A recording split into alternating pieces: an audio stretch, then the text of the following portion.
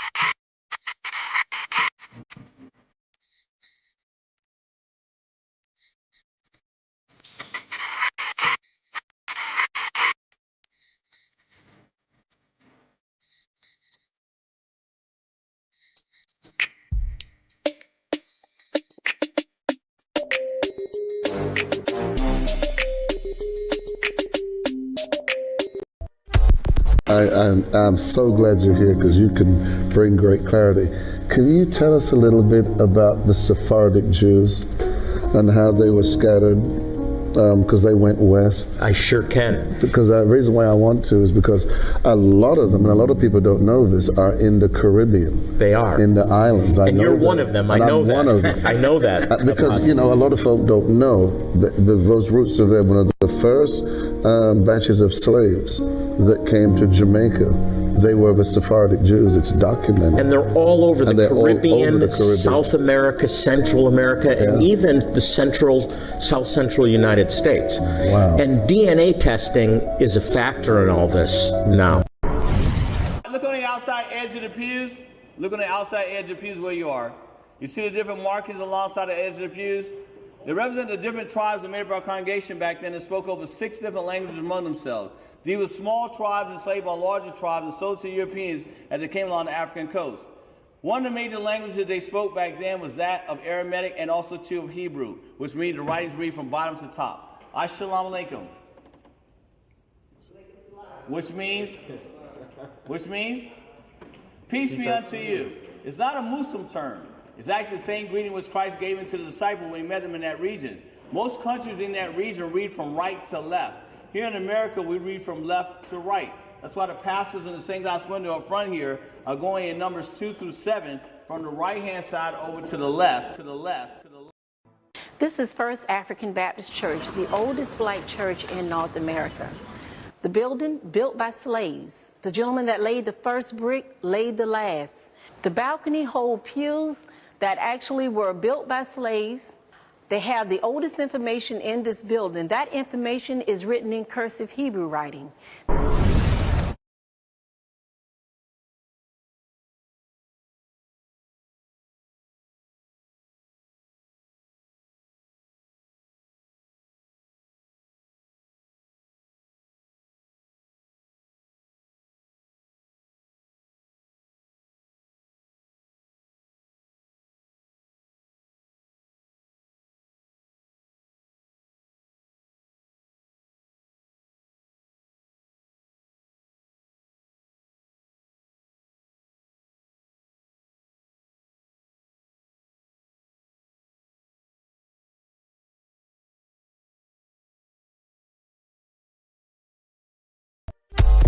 The same people that have stripped us of our identity and labeled us as a color have told us what it means to be black. The white man is enacting a story all over the world. We left our homes and flooded the world. We smothered culture. We smothered knowledge. We erased history and rewrote it our way. Myself, my grandfather is 100% Ashkenazi Jewish. Claiming to be Jewish, Ashkenazi Jewish is just a conspiracy. White men claiming to be of tribes of Israel when I'm Germanic. You know, I have no ties to Israel, no ties to Judaism. You know, except loosely written history that's been whitewashed over for centuries. And, you know, from the Renaissance. Oh yeah, right. You wipe everything clean. It's funny how exactly the Renaissance is this rebirth, but it's white rebirth. I think at the same exact time the Renaissance is happening, Columbus is sailing to America and committing genocide. The same people that have stripped us of our identity and labeled us as a color have told us what it means to be black. Only one true ethnic Jew, the Mizrahi Jew, because they are Africans, and if you read the original Bible written in Phoenician Hebrew, they're not. Jewish people are not Europeans. The modern Jews in Israel are Russians or Khazars, to be precise, from Russia. I learned it from my grandfather that because he was an Ashkenazi Jew. The same people that have stripped us of our identity and labeled us as a color have told us what it means to be black. להתחיל לאסוף את המסתננים, לא צריך לחכות לבג"ץ, לא צריך שום דבר.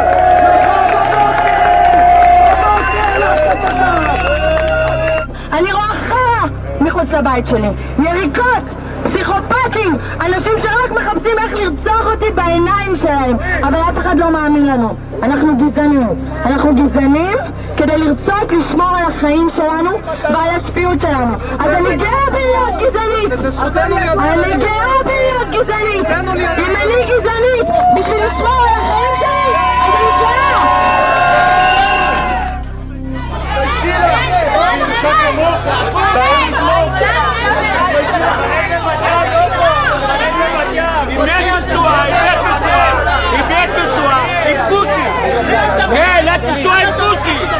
את עם פושי לנסוע! את נשואה עם פושי! לכי את והוא! תלכי מפה! תלכי! את נשואה עם פושי! לכי! לא מתפייטת!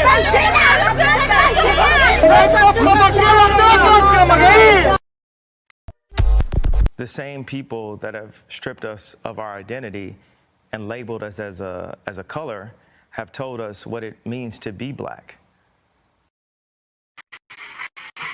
נחשף ביערות בורקינה פאסו של קניבלים נטו שלום למנהיג השבט קזבובו.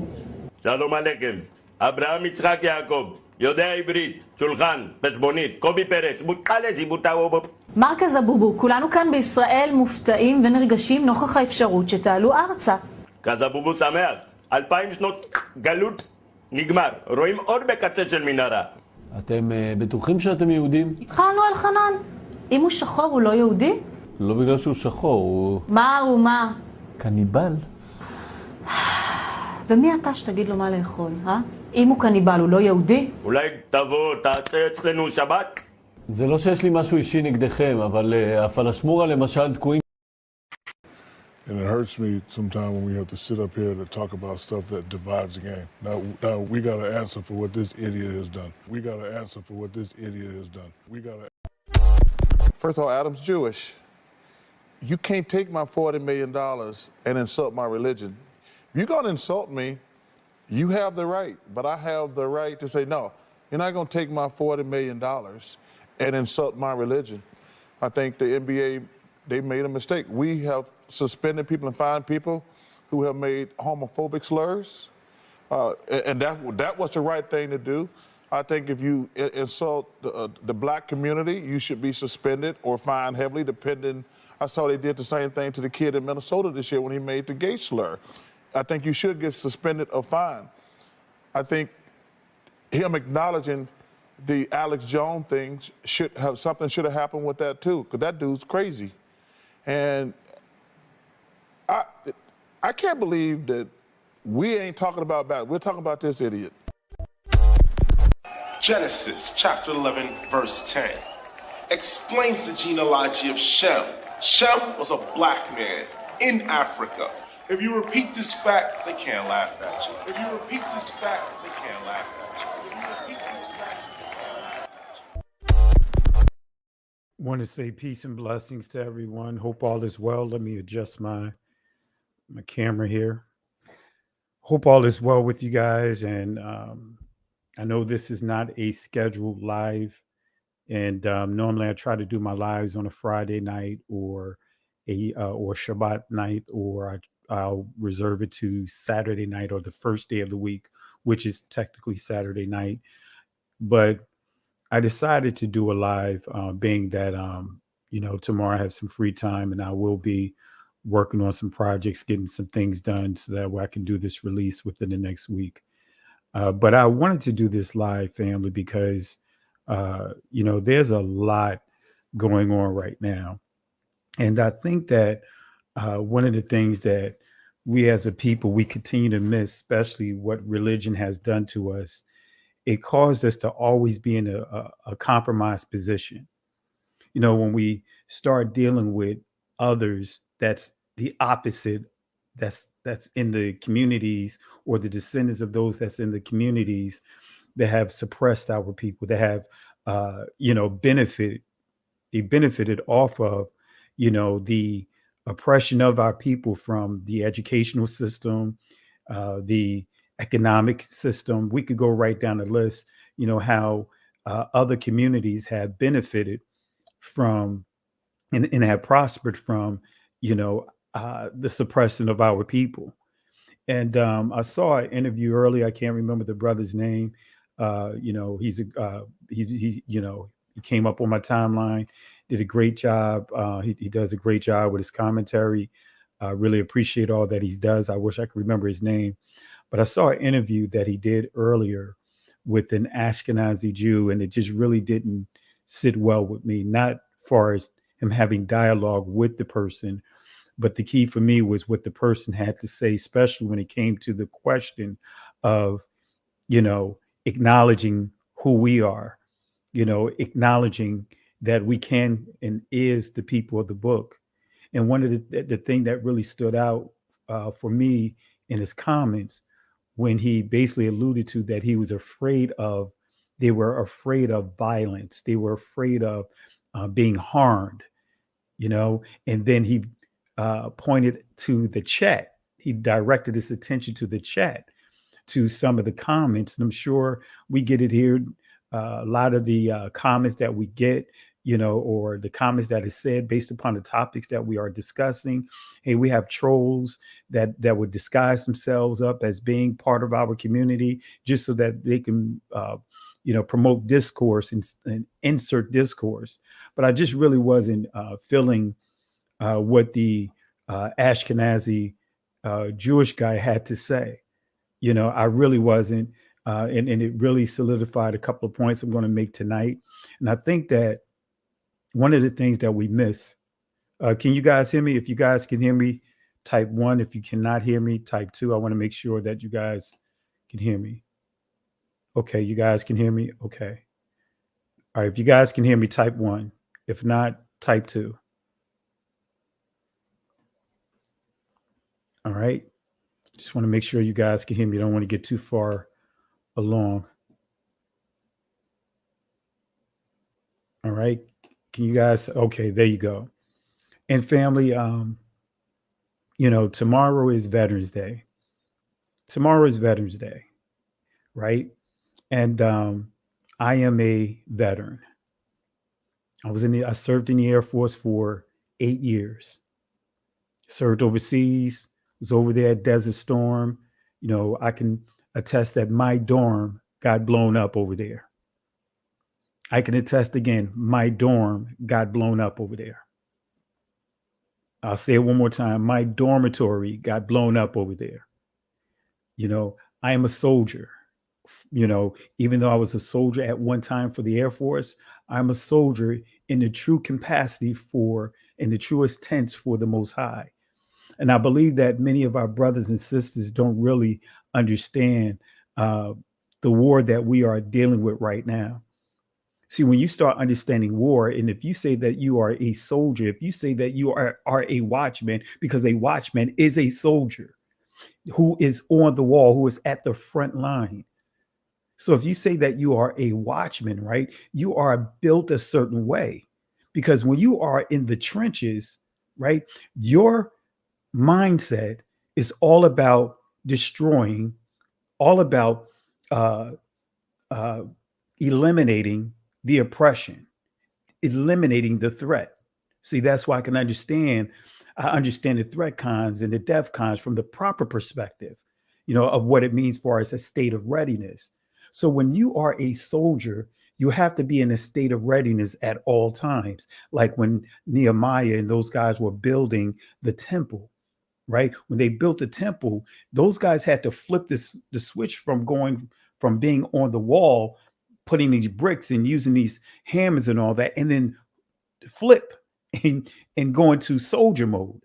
Every person in the military, even though they may carry different titles, they may be in other different types of career sets and career fields, and they may be, let's just say, from being a cook, supply, all the way to being intelligence, to being a doctor, lawyers, whatever it may be. When it's all said and done, when push comes to shove, they have to remember that they are soldiers, right? They had the first line of training is learning how to be a soldier. And then all the other stuff is added, the specialties. And so I'm wired a certain way. And I hope you guys understand where I'm going at with this analogy, right? In the midst of war, right? We were not trying to engage our enemy in discussion. We were not trying to engage the enemy in discussion on the battlefield. Why? Because that's compromise, right? And I understand that not everyone, because we see it in the scripture, especially when we get into Zechariah, we know that once it's all said and done, there's going to be a tabernacle, a feast of the tabernacles. And it's going to be residue from all those nations that came against our people that is going to be part of that feast, right? That grand feast. But in the midst of war, we are in war right now. When it's all said and done, guess what? The people that is, on that side of the flood, so to speak, on that other side of those trenches, right? They represent their country. They represent their bloodline. They represent their nations. They represent their culture. And those that are on this side, likewise. Does it mean that you hate people? Not at all. But you have a mission. You have a goal. You have an objective. And for me, when I heard that interview, that person still held on to his guns. When I say guns, he still held on to defending his people. We in wartime right now, and I'm not sure if you guys have been in a fight before, but when you're in a fight, especially me, I come from Newark, New Jersey. I come from the brick city. Now I lived in Harlem. I lived in Detroit. I lived in some of the worst areas, right? And guess what? I've been jumped. I have been jumped. I have been jumped. And in the midst of being jumped, the rule of thumb is, guess what? Put your back against the wall. If there's not a wall behind you, put your back up against the wall. Whatever thing that you can put your back up against, you just put your back up against and let that support you. And you just swing until you have nothing left. I've been there. Didn't care about trying to sort out who's who. If you were in my line of sight, you were going to get hit.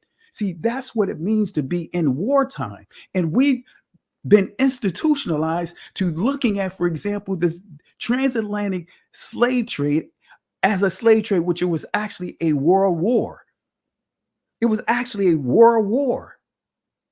But we've been institutionalized by religion it dumped us down so much to where as though whenever and this is the psychological warfare that has been done to our people, because we were always taught, right, through Christianity and through Judaism and through Catholicism, when we start dealing with other belief systems, that guess what? The Messiah is in the image of the very people that's on the opposite side of us. You know, the Messiah looks like our oppressor. The Messiah that was given to us looked like the very people that have enslaved us. And we cannot get past that psychological warfare.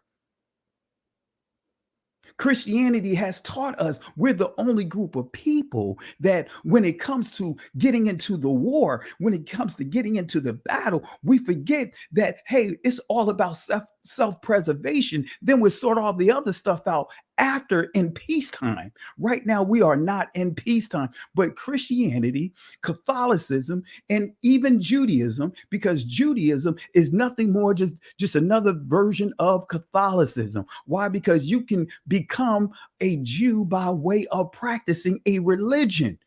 You can convert and become classified as being Semitic. So I want to make it clear, I'm not saying anything to the brother at all because he did an excellent job in his interview. But for me, when I look at and listen to what that rabbi stated, I can't get with that. I can't get with that, family, because I'm wired a different way. I am wired to be a soldier. I am that person that if I see a burning building or if I'm inside a burning building, instead of trying to run out, first get myself to safety, I'm trying to see who else is inside this building that I can bring out with me. When I see a fire, and I've done it a number of times. I've been in the news for running up inside a burning house. Twice.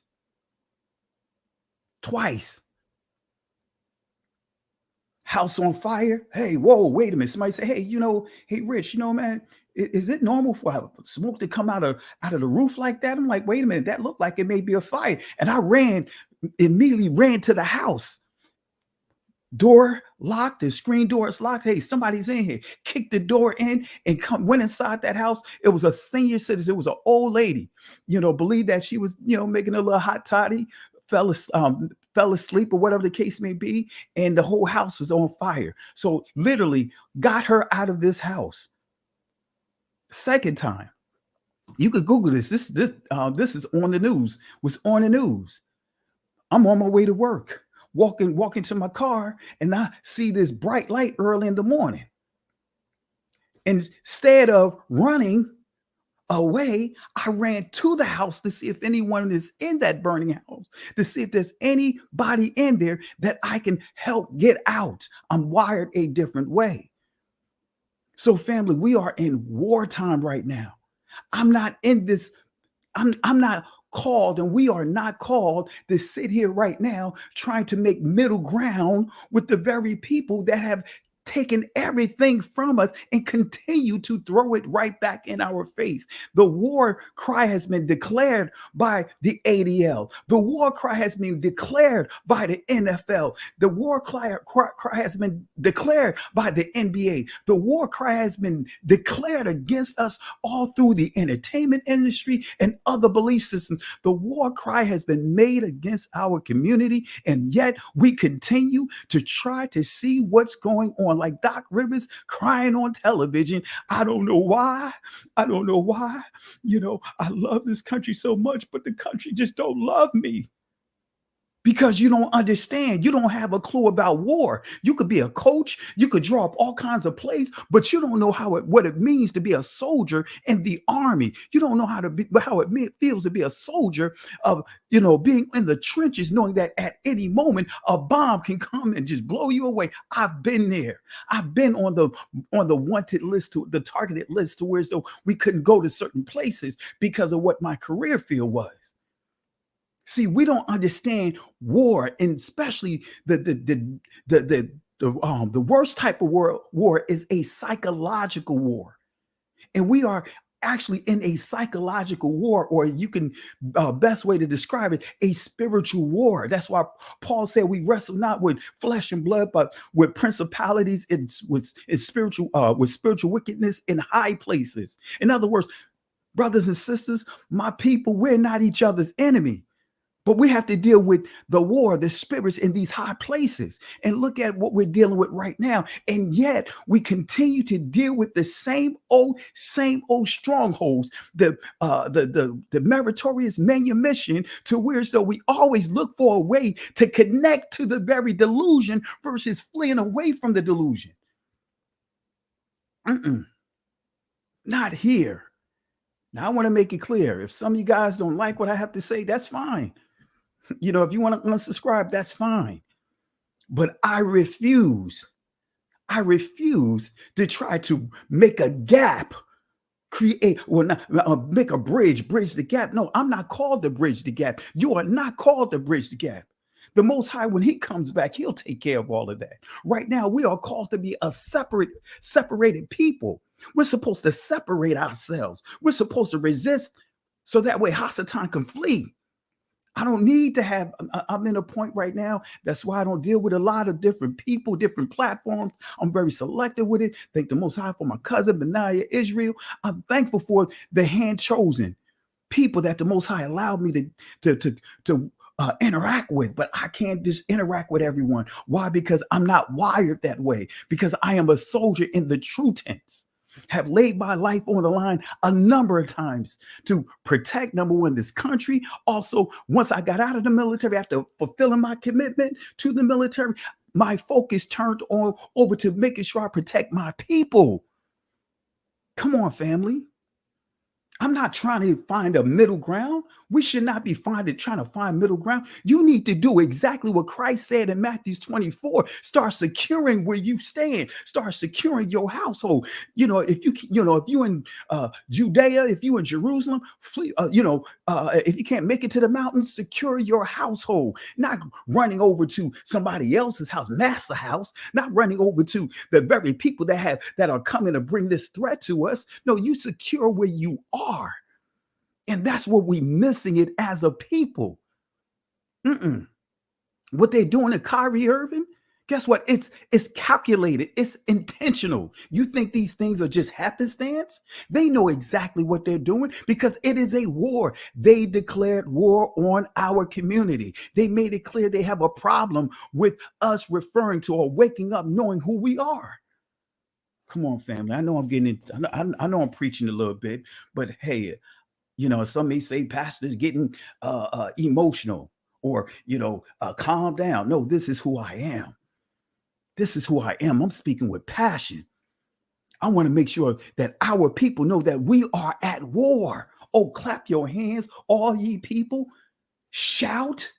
Because that shout represents what? Your mouth represents a shofar. Your mouth represents that horn. So that horn, the importance of a horn, and you can look at study Numbers chapter 1 through Numbers chapter 4. You will see that Israel had different sounds that the shofar would make, so that way they can understand how to what type of threats they're in, when to march, when to move, when to stop. Guess what? We are at war right now. You guys need to be shouting to the Most High, with the voice of triumph. You need to let out your war cry, because Hasatan is letting out a war cry, family. That's the whole purpose of the Feast of Trumpets. If you understand the Feast of Trumpets, it's us to come together and sound that alarm.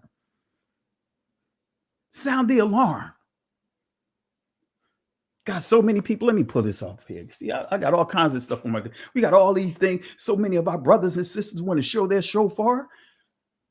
But what sounds are you blowing out of it? What cadence are you calling out with this cry right here? Are you blowing this sound just to look good? Are you blowing this shofar just so that somebody can say, oh, that person is holy because he blew the shofar? Or are you blowing this to set out and let our people know and remind them that we are at war? Because we have to shout. And when you understand shout from a Hebraic understanding, that shout is to split the ears of the enemy. I said again, to split the ears of the enemy. In other words, throw them off balance, break their equilibrium. Come on, family. What are we doing here?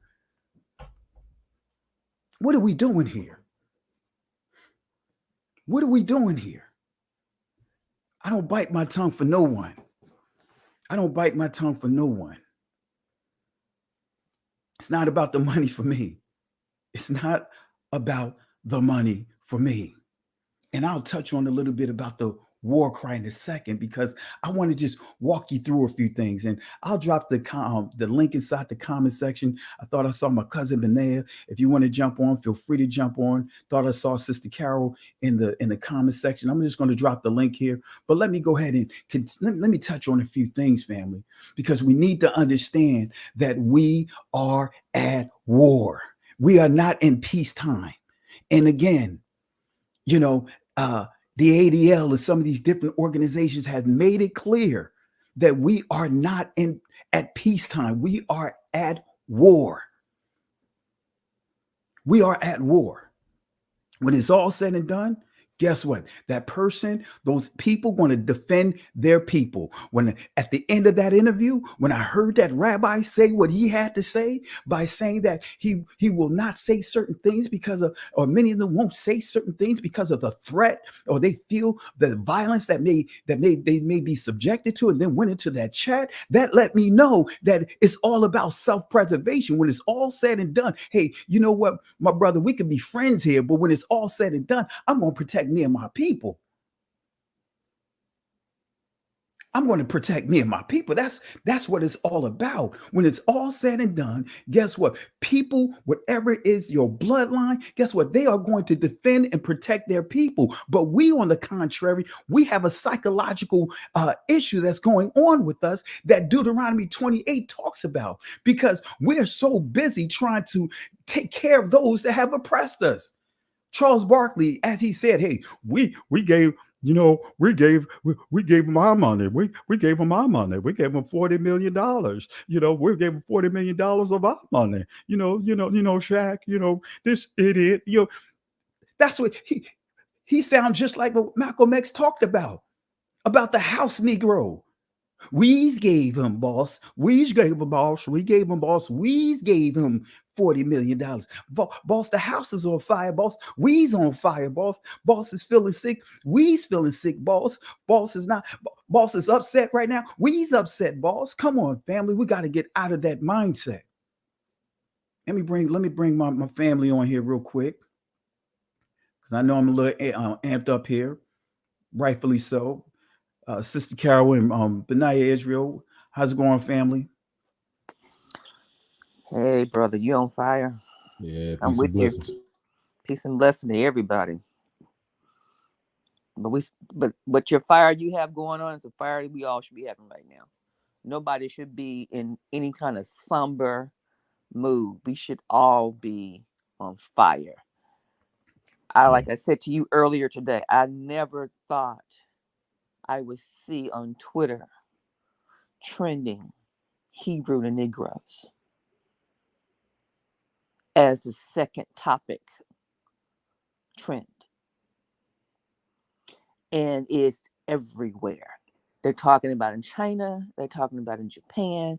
They're talking about it all over this earth. And that's nobody but the Most High doing this. And he is bringing war. That blood moon was a sign to let us know he is coming and war is imminent. And we've got to be ready to move. Just like you say, hold the line. Yeah, and the enemy is panicking. Yes, he is. Yeah, that's why he's doing what he's doing. He's shutting down, moving books out the way, like we can't go to the library. Those old books you talking about, Benea, those old books in the library. Yeah. Right. Yep. Go get them old books. You can't shut down everything. It's in legal documents. You gonna burn those up too? They just never thought we would go dig. Look how long they've been keeping this information, and we never went and looked. A few of us went over there and peeped, but they didn't care anything about that because they knew we weren't going to pay attention. But now, that fire is in that belly. And the children of the children of the children of the children is out. And we running around like little lions, pulling that data out. And they can't catch us because every time one lion come, another lion come. Another lion come, another lion come. And they cannot keep all these lions back.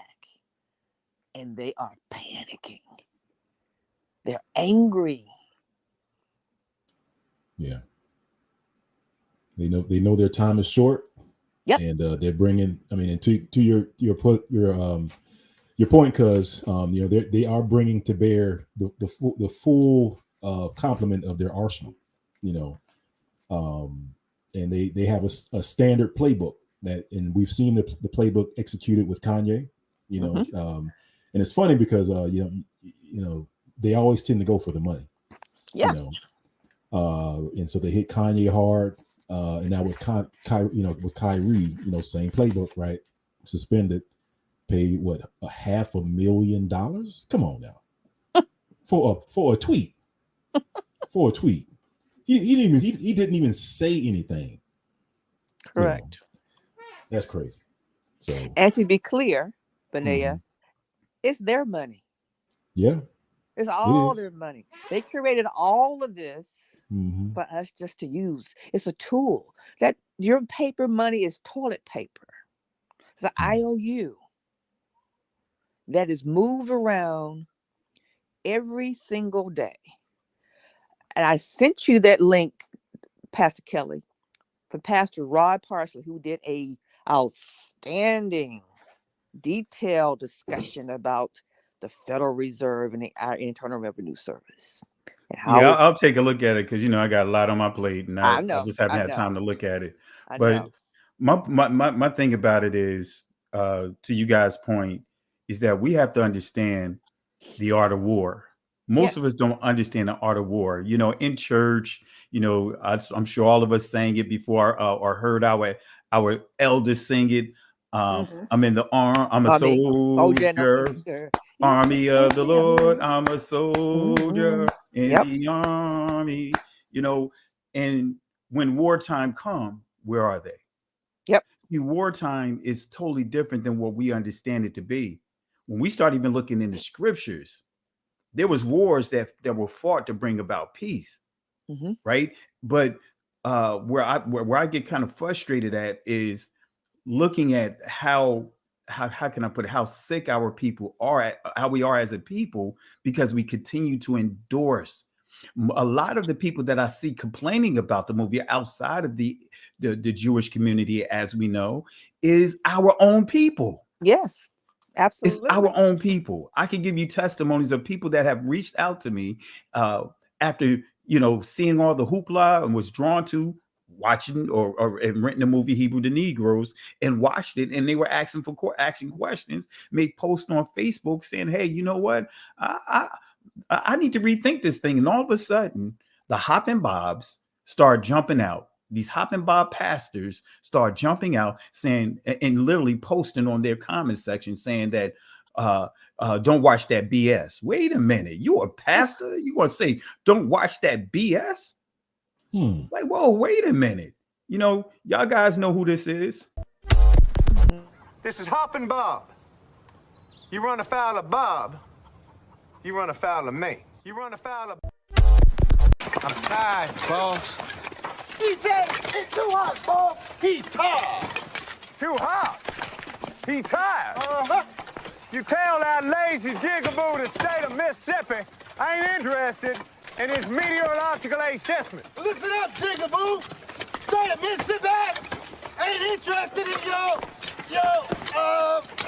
meteorological assessments. You tell him the state of Mississippi is only interested in getting this here ditch cleared by sundown. State of Mississippi want this here ditch cleared by sundown. You got that, boy.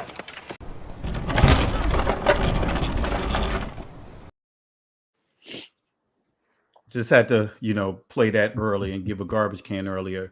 And so, guys, that's what kind of triggered me to wanting to do this last minute live, because we're so quick to rush to different things, kind of like on the Matrix. You remember the Matrix. Y'all remember the scene right here? Let me show it real quick.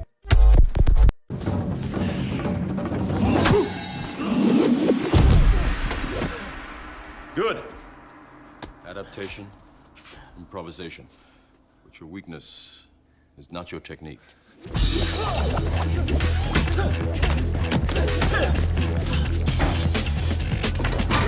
Morpheus is fighting Neo.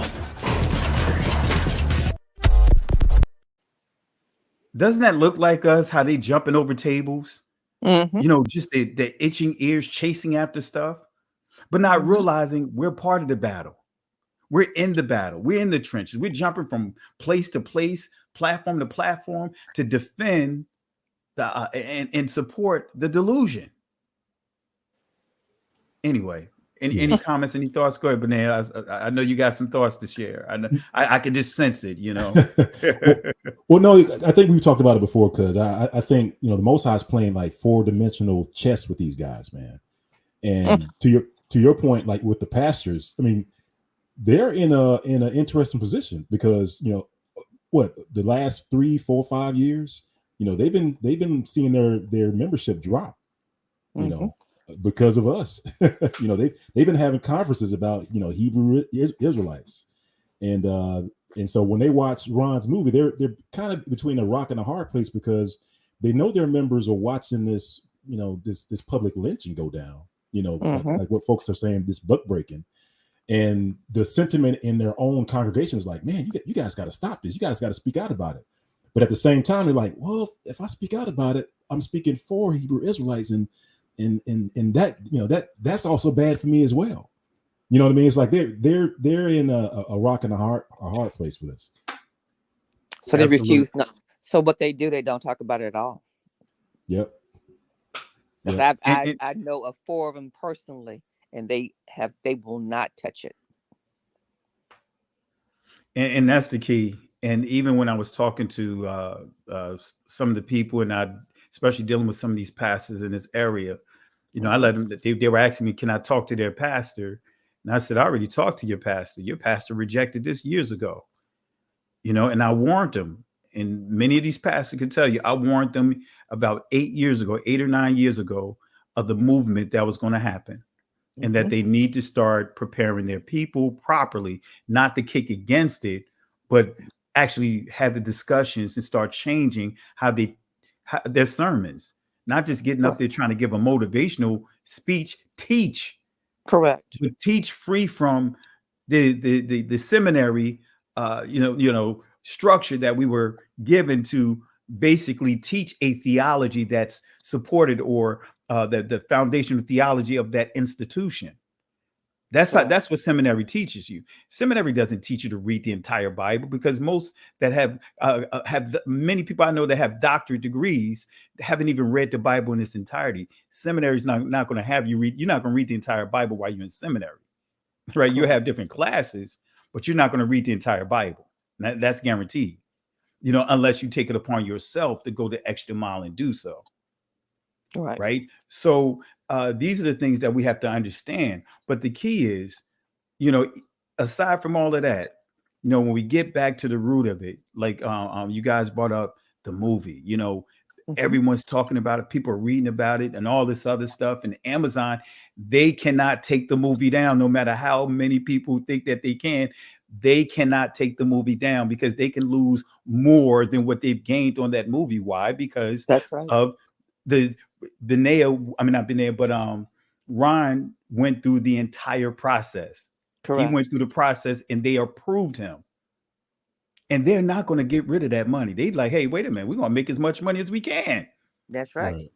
You know, so, but go ahead, guys. No, I was going to say to your earlier point, like, how can a pastor tell their own congregation not to watch it? I mean, you know, like by now, I mean, the hour's late. Half his congregation probably already watched it. You know what I mean? Like the cat's already out the bag. It's you know, we're in week 3. We're going to week 3 now. Exactly. You know, if anything, he should be having meetings, you know, church meetings, to try to explain certain things in the movie. Like, to your point, because it's like, you know, now he has to have that conversation in church. He has to, you know, he has to talk about us being the people and why they believe that it matters or doesn't matter. I mean, he has to put something together. But you can't say don't 3 weeks after the fact. Nope. That chapter they don't want to ever talk about, Genesis 10, they're going to have to go back to Genesis 10 now. And they're going to have to discuss that thing. They're going to have to map that thing out. And they're going to have to do the family tree and break it down. If these people can walk around and say they Ashkenazi, which is in the word, that's the funny part about that's the oxymoron, the whole thing. They walk around calling themselves Ashkenazi Jews. and no red flag, no bombs, no bubs. I'm like, oh, what is that name? Where did I see that name before? Nobody else is calling themselves names in the Bible. Why are they walking around calling themselves that? Absolutely. He got asked that question in that interview, and he didn't answer the question, right?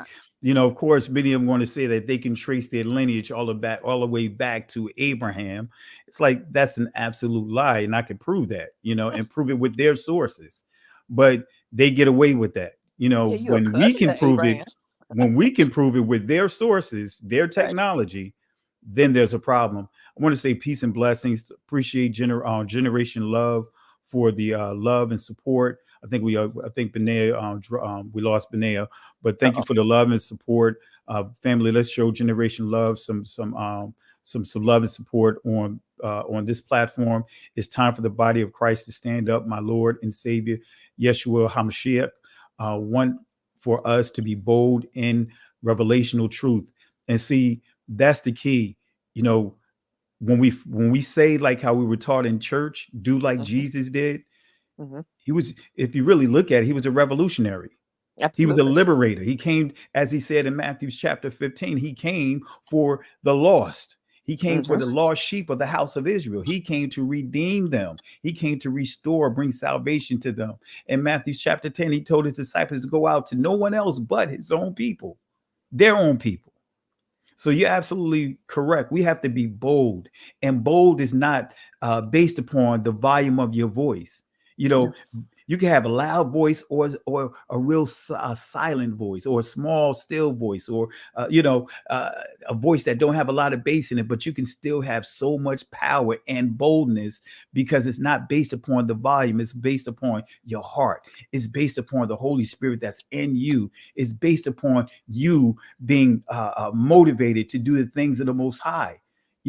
That's what being bold is, being able to stand, doing all there is to stand and do the things of the Most High, do the things that is required of us. So really appreciate you, brother. And I think we have Yaquaba, which is transliterates over to Jacob.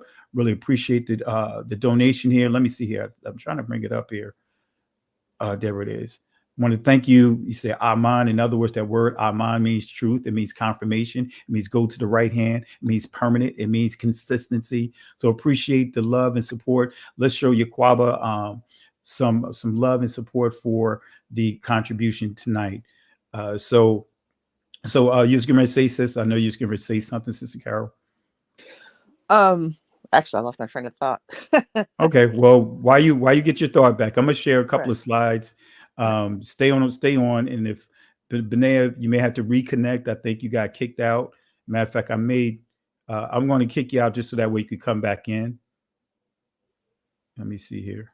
All right. Yeah. Now I'm going to drop the link inside the comment section again, so that way you'll be able to come back in. But let me go in and touch on a couple of things, because I think part of the problem is we don't understand the scriptures. We don't understand the holy text. We don't understand even the term or the how can I put it, the phrase biblical hermeneutics, because hermeneutics is a science, a process of how to approach ancient sources. And we really don't understand what hermeneutics is. We don't understand biblical hermeneutics on top of that. So I'm going to just kind of touch on a little bit of that tonight from a perspective of us coming to an understanding of who's the enemy. So I'm gonna touch on it. If you guys want to say anything, feel free to let me know. In that way, I can bring you guys. You guys could jump in and share your thoughts on the presentation. So let's see here. Let me go to it. I want to start off with Revelation chapter 11, verse 1 and 3. I'm not going to go into the details of. I did a lesson on the two witnesses, but I just want to highlight this real quick. It says, chapter 11, verse 1. And there was given me a reed like unto a rod, and the angel stood, saying, Rise and measure the temple of Elohim, and the altar, and them that worship therein. Oh, is this the right one? Oh, there it is. Yeah. Verse 2. And the court which is without the temple leave out and measure it not, for it is given unto the Gentiles. And the holy city shall they tread under foot 42 months. Right. But then when we get here, it says, and I will give power unto my 2 witnesses, and they shall prophesy 1,260 days, clothed in sackcloth. And then when we get to, I think I have some additional verses here. Verse 4, I didn't have it up here. Actually, verse 5. And if any man will hurt them, fire proceed out of their mouth and devour their enemies. And if any man will hurt them, he must in this manner be killed. Right. So you have to understand the power. And when we think about the 2 witnesses, we have to understand when you go into and really do your cross-referencing of the different scriptures, some would call it precept upon precept, or when you do your proper hermeneutics of the text, when you properly eisegete the text, you will see that the 2 witnesses is the northern kingdom and the southern kingdom. I did an in-depth teaching on that. It's in the playlist that says foundational for those that want to get up to speed with that. But the key that really stood out to me is, what we see today is that, if any man will hurt them, fire proceed out of their mouth and devour their enemies. In other words, we're not dealing with Godzilla and flames like that, but the word is going to come what? Out of their mouth. The truth is going to come out of their mouth, and it's going to sabotage their attacks. But it goes on to say, and if any man will hurt them, he must in this manner be killed. But verse 6, these have power to shut down heaven that it rain not in the days of their prophecy, and have power over waters to turn them to blood, and to smite the earth with all plagues as often as they will. Family, guess what? Remember, around the 400-year prophecy, many of us were praying that prayer for the Most High to shut this whole, not just this country, but this entire world, all of our oppressors down. And what happened? The Most High moved, and we saw a movement that lines up with this scripture.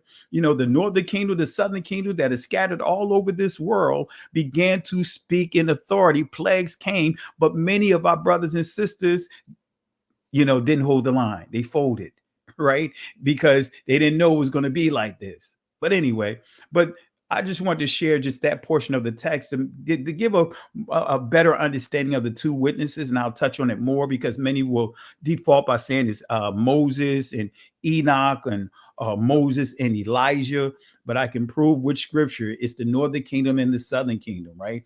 But we'll touch on that another time. But I want to share here what we're witnessing is that power that is coming out of our mouths, out of our out of our heart, out of our spirit that the Most High has given us to be able to talk and speak to these pestilence, right? Not pestilence, to stir up these pestilence.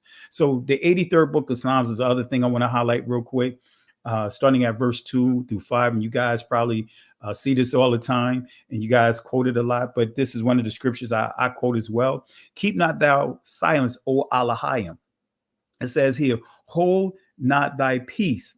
Matter of fact, let me enlarge in this here. Let me stretch this out. Didn't realize I didn't have it stretched out. It says, hold not thy peace. And what it means in this scripture, family, this is not shalom. And some of you guys would say shalom. This is not that type of peace, right? This is not that the Shabbat peace, right? As well, right? This peace right here is charash, or in Israeli language is charesh, which means when it says, hold not thy peace, is saying, do not be quiet, right? Right now, we are in a war right now. We have a major threat going on right now. And Yahweh, we do not need for you to be quiet right now. Not only be quiet, but it says, be not still. Remember, the Messiah said, peace be still when he was dealing with the storm. Here it said, be not still. In other words, Most High, we don't need you to stop right now. We need you to move right now. And I think all of us can relate to this text right here, because we can say with a unified voice that we need the movement. We need to see the movement of the Most High right now. We need for him to move right now. We can't afford for the Most High to be quiet right now. That's what this passage is actually saying. Verse 2, for lo, thine enemies make a tumult. The Hebrew word is hama, and I'm going to show you what it means real quick. But the writer here see that, hey, there is a front, there's a unified front coming against Israel, right? This is prophetic right here. A unified attack, a unified front, a system, a beast that he never saw before is now coming together. They made a tumult. In other words, a hama, and I'll define that real quick. And they that hate thee have lifted up the head. Verse 3, they have taken crafty counsel against thy people and consulted against thy hidden ones. Verse 4, they have said, come, let us cut them off from being a nation. Haven't we experienced this?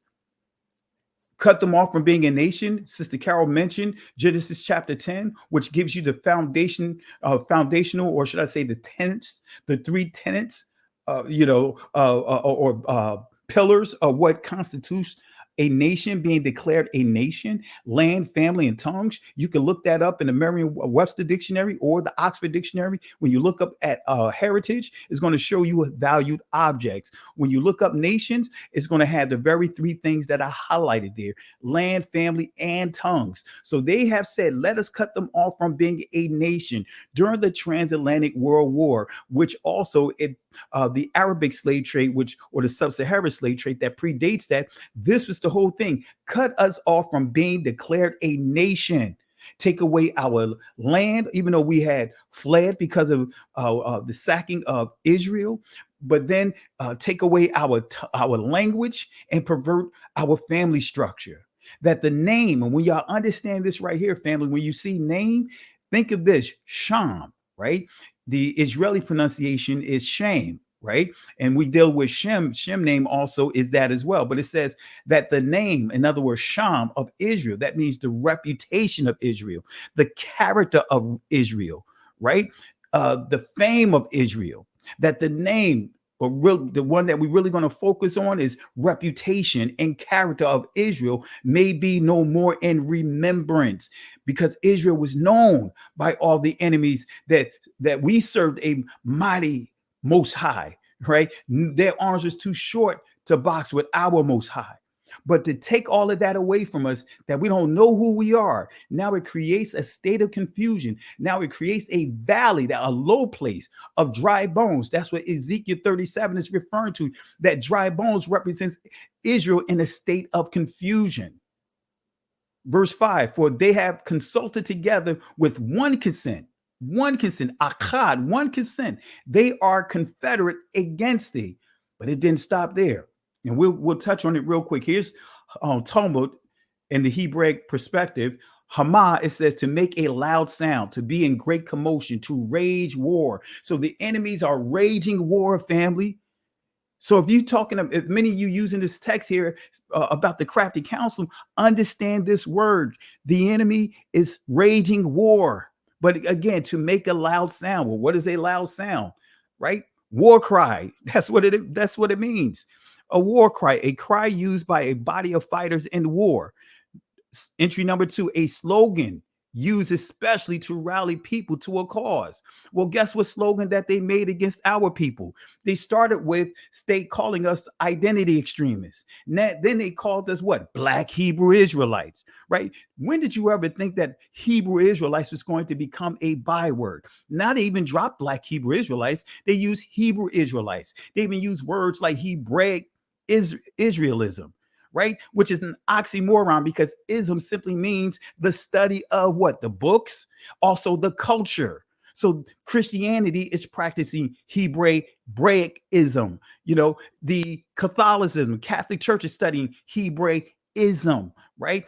Islam is studying Hebraism, but they come up with these slogans to rally people to a cause. This is what we see happening to Kyrie Irving. They let out a war cry, and guess what? They called everyone to the floor. They called Nike to the floor. They called Adidas to the floor. They called all these different agencies to the floor that has all these different artists. They calling everyone to the floor. They even tried to manipulate and try to call George Floyd's family to the floor. They even had Kanye West, people that had business with them, trying to make them get lawsuits, come up with lawsuits. They want to make sure that Kanye West Kyrie Irving is blotted out, right? Blotted out, right? So this is what we see happening right now. Hebrew Israelites is a byword right now. But the word Jew and Jewish has more weight than Israel and Israelite, than Hebrew Israelite, the phrase. Come on, it's right in our faces, right? So a Confederate, right? Barayath, in the Israeli language is Barit. But notice what it says. It says Confederate, covenant, league, alliance, pledge. Wait a minute. It also means constitution, right? That's all it means. Asiento, constitution. So they are in constitution. They are in covenant with one another. And we see the covenant exposed right now before our face, before our eyes. Crafty. This is what crafty means. Iram is the Hebrew word for it, but Iram, but this is what it means: to be bare or make bare, to be cunning, take crafty counsel. That's what it means. But we need to understand who our enemies are. But before I continue on, I'm going to open the floor for Benea and you and Sister Carol, if you got anything that you wanted to share thus far. You go ahead, Sister Carol.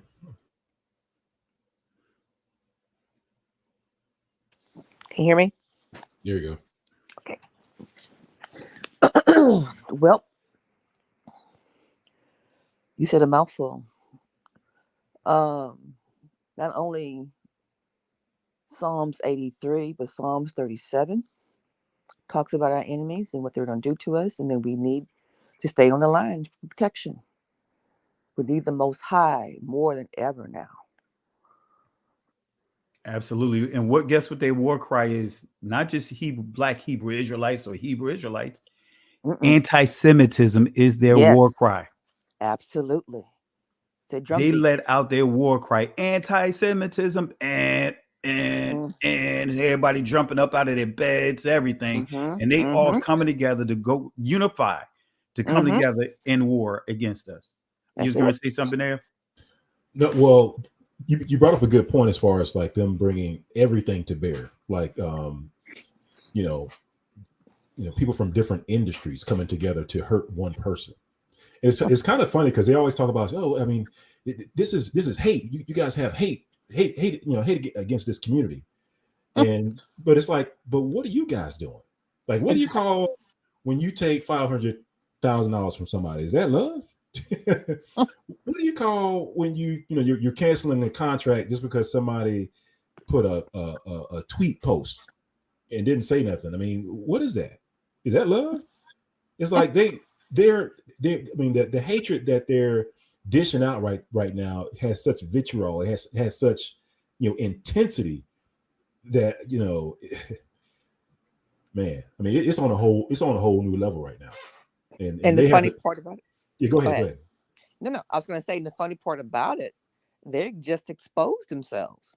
Yeah, they did. Had they not even reacted the way they reacted, nobody would have started digging into them. So now everybody is digging out. Who are you? Who are these people? Mm-hmm. We didn't even think about you, but now everybody's thinking about you.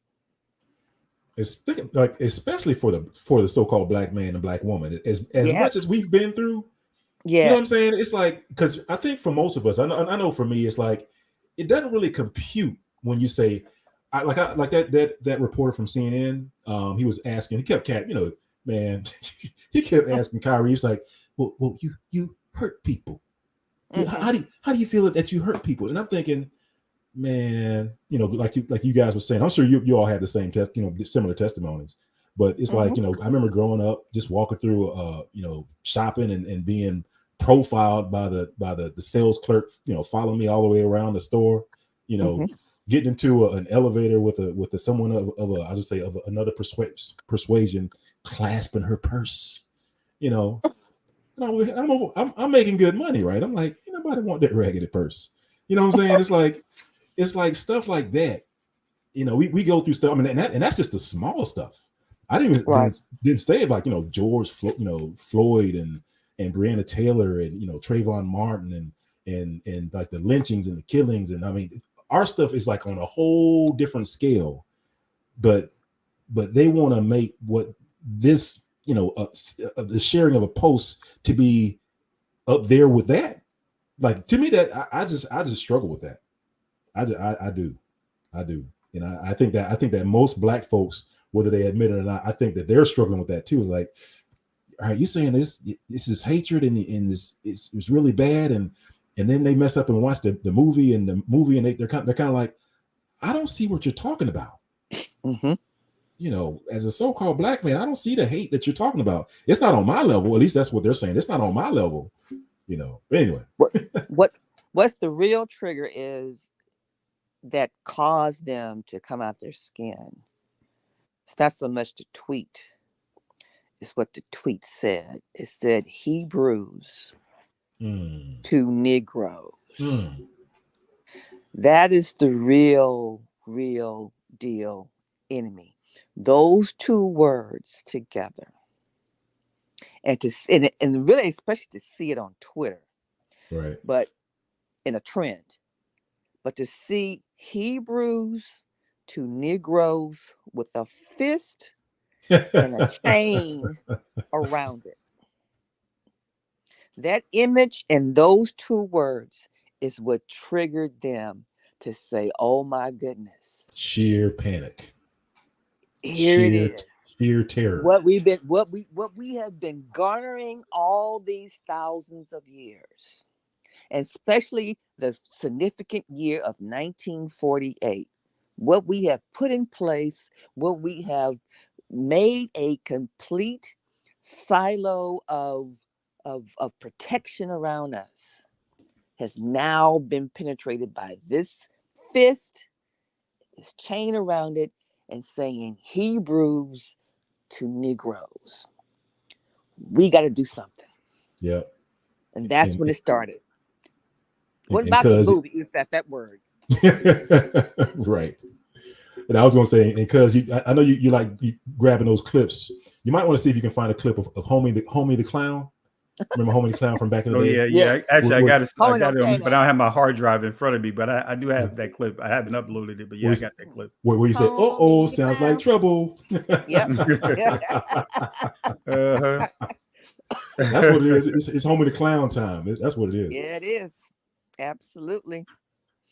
But yeah, that's the trigger. That is the bullet that was sounded around the world. Those words and that fist and that chain around that fist. I see everywhere on any platform I go on. I see it. I mean, everywhere. Newspapers, magazines. It's on Time magazines everywhere. Yeah. And to put it into perspective, like if you go over to Amazon's website, and so they have like different categories, right? As far as like, bestseller, best this, but it's like, it's the number one bestseller in the Christian genre, right? Right. But like, just think about it. You know how large Amazon is. Like Amazon sell like anything and everything. Like if you can't find it at Walmart, you say, well, let me go to Amazon. But out of all the stuff Amazon sells, they say Hebrews and Negroes is number 6. Yes. Out of all the stuff that they sell, they said Hebrews and Negroes has, I think they said like the most sold. Like it is the 6th most sold thing out of the thousands, if not millions, of stuff that Amazon sells. Correct. Like that should just, man, that's the most high. And you know what else?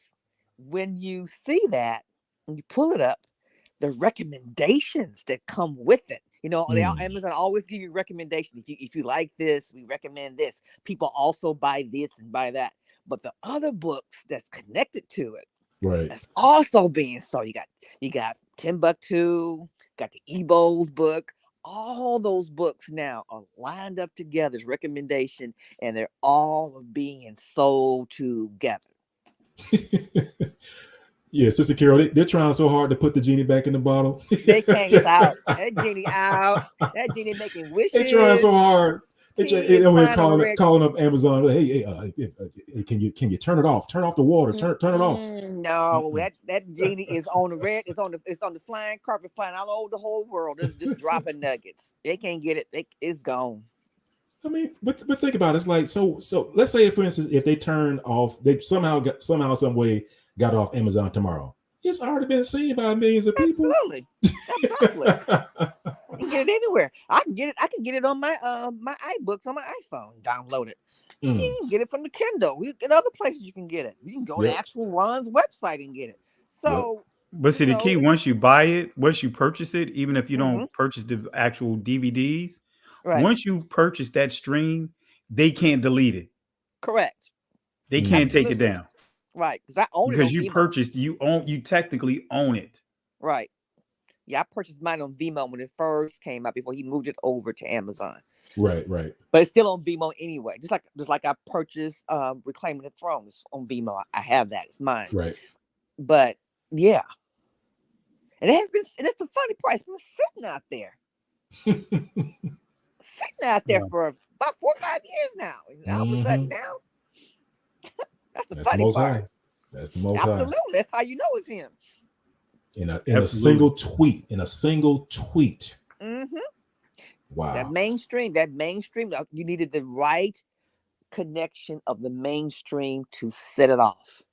Kanye was the first ignition, and then Kyrie came and just lit the ignition, and it just took off.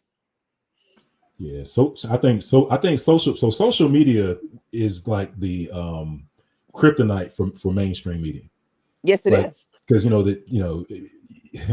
it's already been proven that who runs mainstream media. They got it on lockdown. They control what messages get put out and all this other stuff. But then here comes social media that's outside of their realm of control. This is regular people like me and you. We get to post stuff, and we're not regulated like that. And so then you have all these truths coming out of social media, and that's what's really hurting them. And that's why when Kyrie posted, and he had, I don't know how many people does he have on his Twitter? I think it's like 5 million, 17 million. Oh wow, 17. It's almost 20 17 million. Yeah. And to your point, it's like for most of these people like Kyrie, they have more followers than some of these mainstream media people. I mean, some of those organizations. So that's why when he tweeted, they panicked. It's like, oh man, we can't control it. I can't call ABC and NBC and tell them not to run it. It's like, no, it's gone. Wow. Yeah. Absolutely. Yeah. And they definitely, I know for sure, they definitely did not anticipate the backlash, right? Nope. And I just believe that they went to the well one too many times, and that this was this particular attempt to go to the well really backfired on them. The well was, hey, Kyrie Irving kept bullying them, kept getting on them. They already, the combination of the two is really helped trigger the firestorm. And he didn't have to say anything. All he did was just made a tweet. That was it. He didn't even say, go watch this movie. He didn't do anything. He just posted a tweet and basically stepped away from it. You know what I mean? He just took a knee on the field. That's all he did. You know how you see those old spy movies where you see the guy just leave a package, somebody discreet, leave a little package by the park bench. Somebody just walk by and pick it up and keep it going. Right. So, but I want to share a couple of more things here since we're on this subject here. But I want to highlight what's on the screen, the question here. I want to touch on a few more things and get you guys insight on that. And family, hit the like and subscribe button. Subscribe to the channel if you're not. But let me pull this up here. Let me see. All right. Let me close this out. All right. Let me go ahead and stretch this out again. All right. Let's see. So we asked the question, who are the enemies? Because we're highlighting the 83rd book of Psalms. So we already know that the enemy has let out a war cry. And truth be told, that word anti-Semitism is the war cry that is rallying the troops, that is rallying all these different businesses, right? That's the war cry.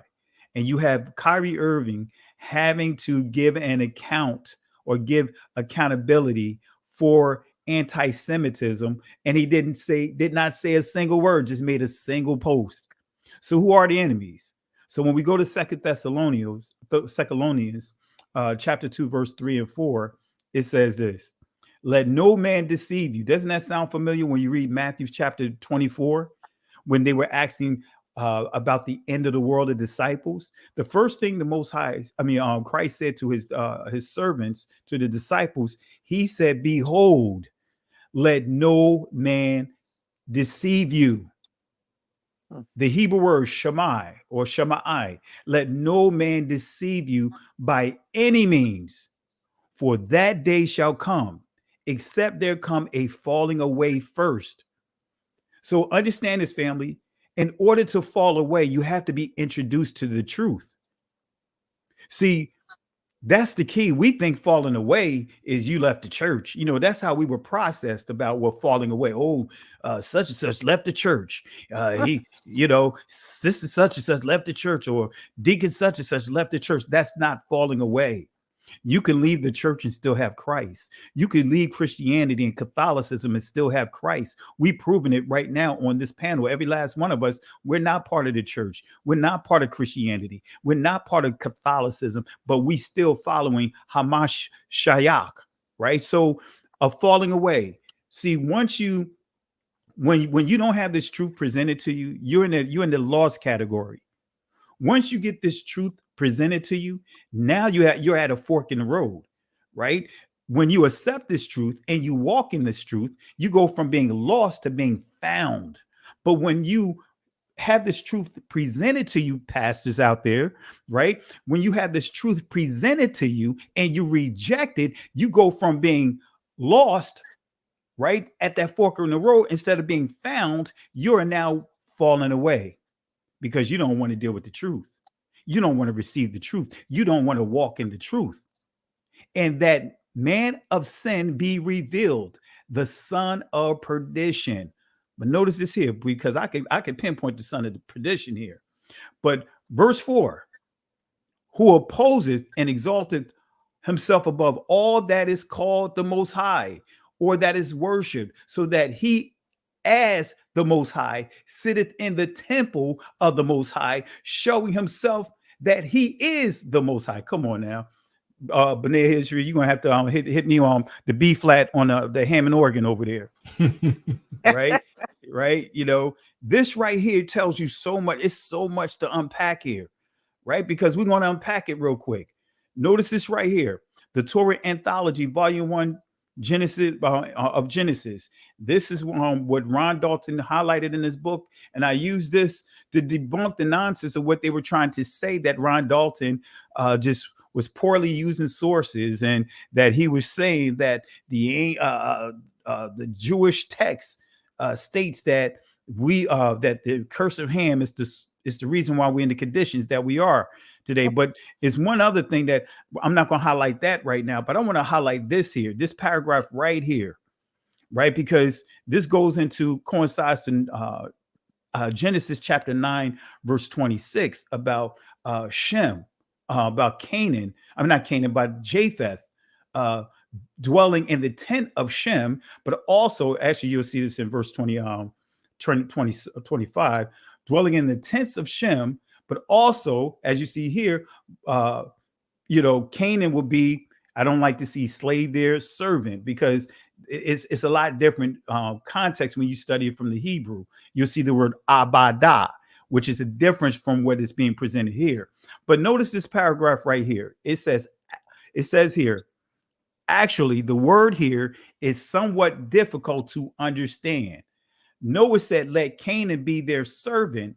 Even though he was addressing Shem, Noah foresaw that many descendants of Japheth would convert to Judaism. Wait a minute. they telling on themselves in this commentary. They're telling on themselves in this commentary. When we understand Esau, many are trying to teach that that Esau is the progenitor of the Caucasian race. That's not correct, family. Now, Japheth is operating, we can truly say it's operating in the spirit of Esau, because that's the key. There's the spirit of Jacob, or Israel and the spirit of Esau. What spirit are you operating in? You could be an Israelite and operate in the spirit of Esau. Matter of fact, if we want to see who's who, this is why Christ said wolves in sheep's clothing. That guess what? The deception, many of the people, the delusion is going to look like you and I, but inside they're going to be what? The spirit of Esau. So it says here, Japheth would convert to Judaism. Isn't that the law of return? And they would also dominate the sons of Canaan. And I'm going to show you a source here in a little bit, but let's go back here. Psalms, the 83rd book of Psalms, verse 6. Notice what it says here. The tabernacles of who? Edom, the Ishmaelites, Moab, the Haggernites. Now, the key word is here, the tabernacles.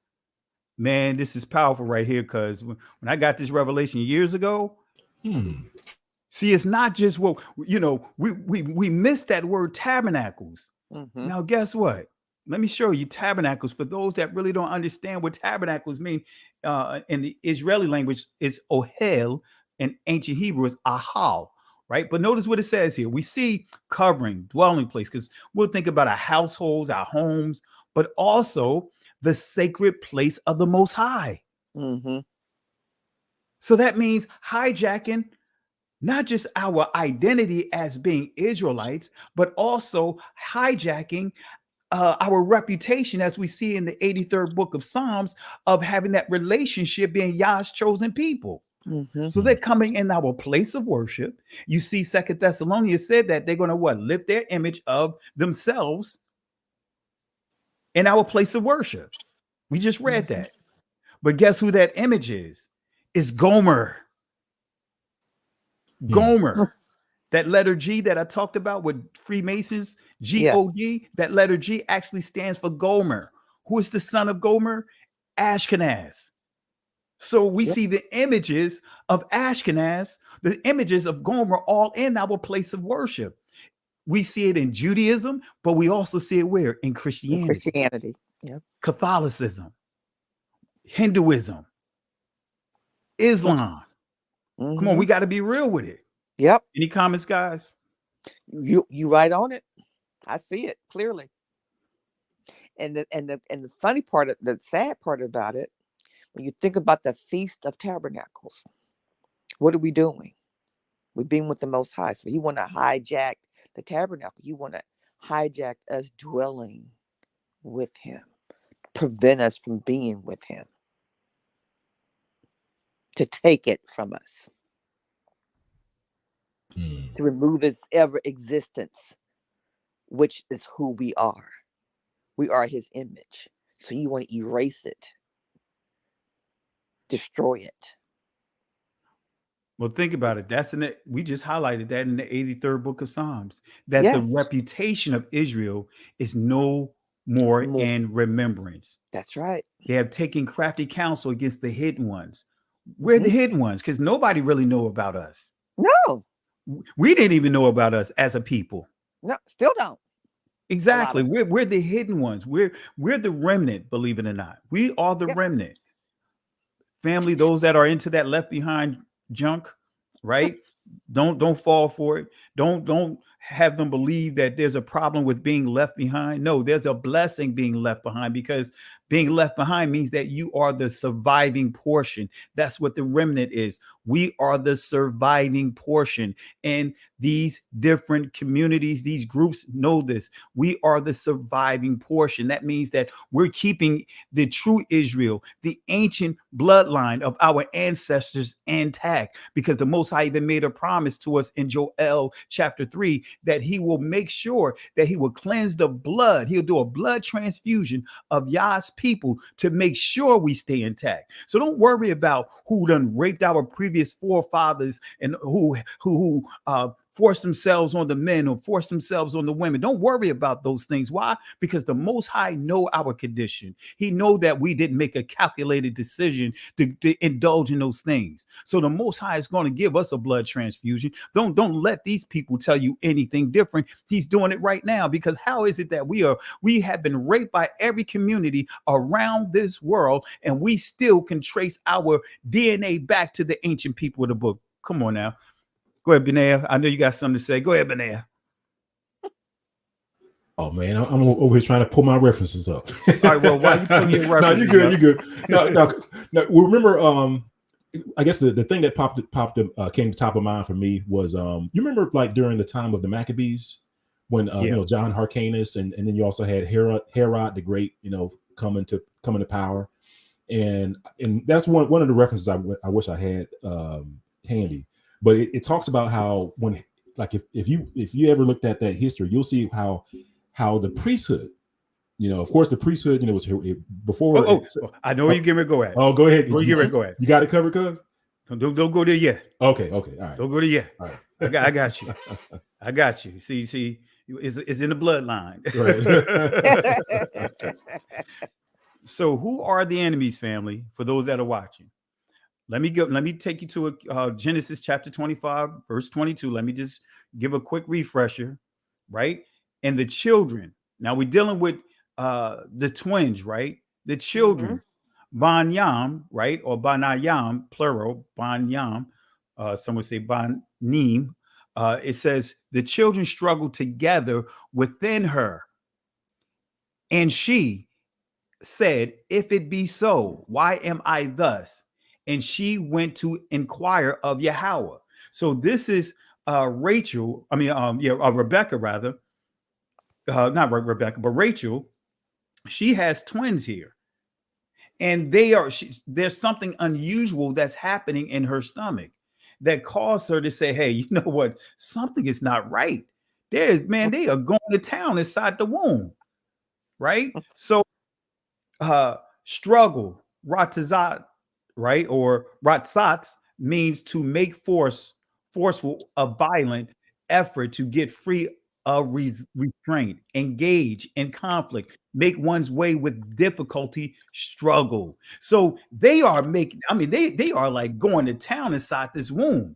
They are fighting literally inside the womb. So struggle inside the womb was not based on skin complexion, family. Let me make it clear. Jacob and Esau didn't know what color they were inside the womb. But how did they know that they were basically enemies of each other? How did they know that there was this uneasiness about each other inside the womb? It's because of the spirits of both of them, right? Mm-hmm. So when we get to this word ruddy, and I want to just highlight ruddy real quick, right? Ruddy, where you see Adamawanai or Adamnai, right? It says here, and we're going to highlight entry number 2, of a lively flesh color, or the color of the human skin and high health. So we know when we see ruddy, it's not dealing with a skin complexion like many would poor, or should I say deceptive commentaries would make you think of red. Oh, see, that's white people, red. No, as some would take it, hey, red bone. No, that's not what this means right here. It just means it's healthy skin. And we got somebody that's here that's on a panel that can vouch for this from a medical perspective. And Kara, I'll let you chime on that in a second here. I just want to do one highlight one source, and you can chime on that if you want. So was Esau a white man? No. Let me go Donald Trump. No, wrong, double wrong. All right. Let me show you here. The International Standard Bible Encyclopedia, 1915, page 26, 2624. Notice what it says. Ruddy. Ruddy is the form taken by the adjective red when used as a term of praise of the human skin. And notice what it says, praise of the human skin. But we're not going to stop right there. And this is its use in the Bible. Not just the Old Testament, what many refer to, the New Testament. It says this is referring to what? All of the scriptures, right? It says the Hebrew and Greek word are all words used for read or to be read. But notice what it says in the next sentence. The dark-skinned Hebrews found great beauty in a clear complexion. Let me take this off the screen and you see it right here. Let me zoom, so just for those that may say, hey, Pastor not showing the actual source. Let me zoom it in, because like Sister Carol pointed out, you guys know how me and my cousin Benaya, we roll. So notice what you see here. We're using their sources. Benaya and I, we were not born at this time. Sister Carol was not born at this time. You know what I mean? We didn't write this. Right? This is coming from the International Standard Bible Encyclopedia. And notice what it says, that last line: the dark-skinned Hebrews found great beauty in a clear complexion. So this tells you that Esau was a dark-skinned man in that area of country. In that, at that time, all of them would have been dark, right? The key is, if he was albinism, he would not have been able to be a hunter, because the things that come with the territory of albinism is being in the sun. They wouldn't be able to handle the sun, the heat. He would not be able to be a thorough hunter out there in that condition. And Sister Carol, I'm going to let you explain that real quick, if you want to explain ruddy and also albinism of what I just pointed out. Ruddy, in the medical term, if you ever had a history and physical performed on you, a physician will do a head-to-toe assessment of your body. And one thing they will look at is your skin. And what he's looking for is to see if your skin is healthy or not. And a term they use to describe healthy skin is ruddy, meaning that it's fleshy, and that it's clear. There's nothing, there's no blotches in the skin. There's nothing that shows any type of pigment deterioration that's going on the skin. The skin looks good and healthy. So they'll use the word ruddy. For albinism, it's a person who has no pigmentation in their skin. They cannot have direct sunlight because of the pigmentation that's left their skin. And they will normally have to wear coverings or some type of cream, or walk around. You may see them walk around with an umbrella.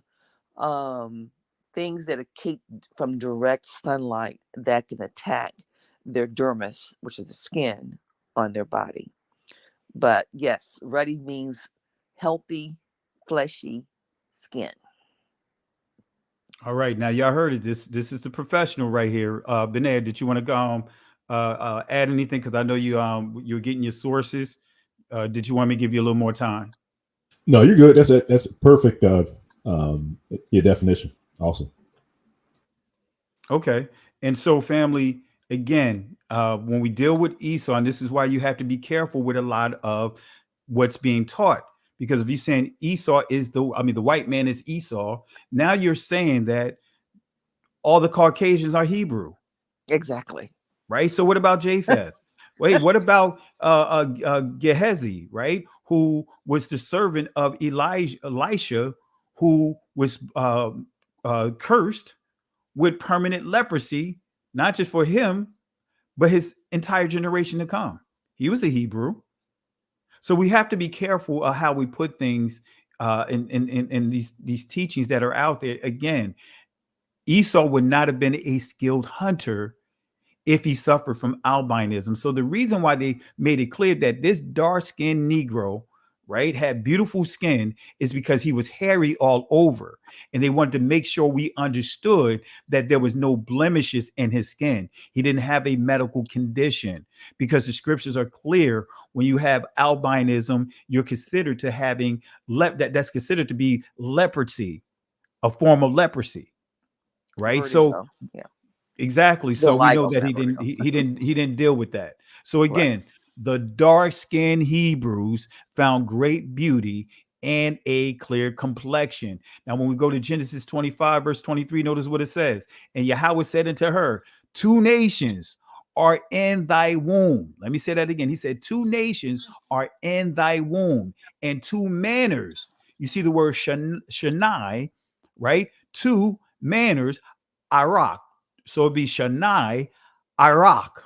Interesting word, Iraq, right? Anyway, 2 manner of people La'am shall be separated from thy bowels, and one people shall be stronger than the other people, and the elder shall serve Ibad the younger. You see what I'm saying? So when you read this, we're not dealing with the physical traits. We're dealing with their spirits, their manner, the order of both of them. So Iraq, from a Hebraic perspective, notice what it says here. Well-trodden path, manner. That's the key, manner, path. All right. Then when we look at La'am, people, it says this here, to gather, in other words, a community, nation, people. So two nations, two paths, two different spirits. So now we get into the spirit of Jacob, because we got a lot of this happening in our community. Here's the spirit of Jacob, Genesis 25:26. After that came his brother out, and his hand took hold on Esau's heel, right? Aquab, right? And his name was called Jacob, Aquab, right? And Isaac was 80 years old when she bare them. All right. So notice this here, right? We see that we're dealing with spirit. We see that Jacob has a spirit, Esau has a spirit, right? We start with the spirit of Esau, and we also want to highlight the spirit of Jacob. Verse 27-28 gives you their spirit. Verse 27 tells us about Esau. It says Esau was a cunning hunter. Cunning, interesting, right? Still ties into what? The craftiness. So a man of the field. So that tells you he did not suffer with albinism. And Jacob was a plain man dwelling in the tents, right? Verse 28. And Isaac loved Esau because he did eat of his venison, and Rebekah loved Jacob. Jacob was a plain man. Here's the definition of plain, right? Notice what you see here. Tom. In the ancient Hebrew is Tham, the Tha. But notice what you see here, Tom. Don't nobody want to be called the Tom, right? In this day and time we live in, you call somebody a Tom right now, guess what? Some of you guys will be ready to go Afro Thunder on them like this. It's time to dance. It's time to dance. Dance, sucker. You know, y'all be ready to fight somebody. Y'all ready to give them a 3-piece. But see how words from the ancient Hebrew, by the time it makes it to the English language, it gets corrupted, right? Tom in our community is a word of insult, right? But when we see it from the ancient Hebrew, it says perfect. In other words, this means integrity. But we see that Jacob damaged his reputation because he stole his brother's blessing by tricking his father, stole Esau's identity. So he contaminated, he brought shame to that name. So the Most High had to change his name to Israel. So Jacob, let's see what his name means real quick. Right? I'm not going to get into Uncle Tom, but basically the Uncle Tom, the story of the house Negro, field Negro is based off of Jacob and Esau. But I'm not going to get into all of this. Let me fast forward here. I don't want to get into this. I was going to go into the Malcolm X, but I don't want to touch on Malcolm X right now. And these are from the Uncle Tom's, the book Uncle Tom. You guys know how geek mode I go, but I'm not going to go geek mode tonight. Right? I'm not even going to go into this. Let me fast forward. So Jacob is the house Negro, right? Esau is the field Negro, or should I say Nagad or Negaz, right? I'm not going to go there right now. So who popularized and promoted the negative label of Uncle Tom? I do want to share that. Reverend George Alexander McGuire. And notice who he is, brother man. He is the one that came up with that, completely perverted the term Tom and made it into a negative thing. And notice he got on his Catholic regalia. All right. So Jacob was a heel grabber. That's what his name means. Heel grabber, right? Hebrew definition of it. Notice what it says. Heel catcher, right? Man, I can't imagine being called the heel grabber. Cause I'm sorry, bring some street terms back. I can't pronounce here because we live a different lifestyle. But I mean, heel catcher. It's like, wow, but think about it. They named him that because of him grabbing on the heel of Esau, instead of holding on to the Most High, he decided to go into his flesh, and not just hold on to his heel coming out of the womb, but he held on to him even to take the blessing, to trick him out of his birthright, and also the final blessing. So Jacob struggled with the spirit of the bucket of crabs. Y'all heard about the bucket of crabs. That's what we see here. He struggled with the bucket of crabs. But one thing that many don't know about the bucket of crabs, about the crabs, when crabs grab hold of each other, actually that's a defense mechanism. When threat comes, they all form a big mound, a pile, so that way they appear to be larger than what they are. It's a defense mechanism. So when trouble comes, they come together. We don't do that. When trouble comes, we try to leave each other, right, instead of coming back, joining and really making sure we get elbows to elbows with each other. But anyway, so Jacob stole his brother's identity. Jacob lied to deceive his father as well, right? And when we go here, I don't want to get to that portion of it. Verse 41, and Esau hated, that's the key. I'm about to set you up, Benaiah. And Esau hated Jacob. The Hebrew word is shatam. And Esau hated Jacob because of the blessing, Barak, wherewith his father blessed him. And Esau said in his heart, the days of mourning for my father are at hand. Then I will slay my brother Jacob, right? So we see the Hebrew word shatam, right? Now let's define it. Notice what it says here, right? To lurk, right? An example, persecute, hate. But notice the transliteration that's on your screen, family. It says Satan. Even though the ancient Hebrew is Shah, because there's no the Shan is only pronounced one way, but in the Israeli language it's pronounced two ways, because with that nakud or dot to the left of the letter, it makes a S sound. But with it to the right, it makes a sh sound. In ancient Hebrew, it only makes one sound. But nevertheless, you see Satan or Shatan, right? So you got the clue right here, because Esau operating under whose spirit? The spirit of the serpent. I'm going to show you here real quick. Hate, Shatan, which means to lurk, is transliterated to Satan. Now, when we go to John chapter 8, verse 36 and 37, if the Son therefore shall make you free, you shall be free indeed. We're about to free some of you guys up tonight here. I know that ye are Abraham's seed, but ye seek to kill me, because my word hath no place in you. Why is this important to know? Because the Messiah is talking to Abraham's seed, right? But notice this here. In our translations, and even in this Greek translation, notice what we see here. We're going to see that he's talking to here. Verse 31. Then say Yahushua, in other words, Jesus the Christ, to those Jews which believed on him, if ye continue in my word, then are ye my disciples indeed. So we see here the scriptures are saying that they're dealing with Israelites, Judah, Jews, not all of Israel. Verse 32, and ye shall know the truth, and the truth shall make you free. But here's the kicker. This is what really tore me up, right? Sent me on this journey over 10 years ago to say enough with the church, right? They answered him, we be Abraham's seed, and were never in bondage to any man. How sayest thou, ye shall be made free? Even in this text, Israel was in bondage to the Roman government. Israel has a history of being in bondage, right? Even it was so bad that Jeremiah, in Jeremiah chapter 2, Jeremiah had to say to the Most High when he declared judgment on Israel, he said to the Most High, hey, you know what? Is that what we designed to be? Enslaved? Right?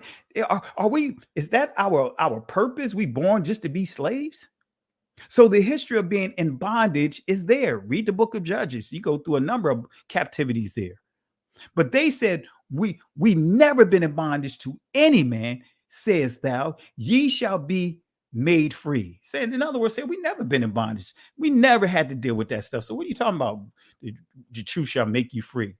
So according to the scripture, the Messiah is addressing Jews, right? And we see the word here, I'm not going to get into all that. I'm not going to get into a Jew and all that because I'm setting Benea up with the major blow right here, right?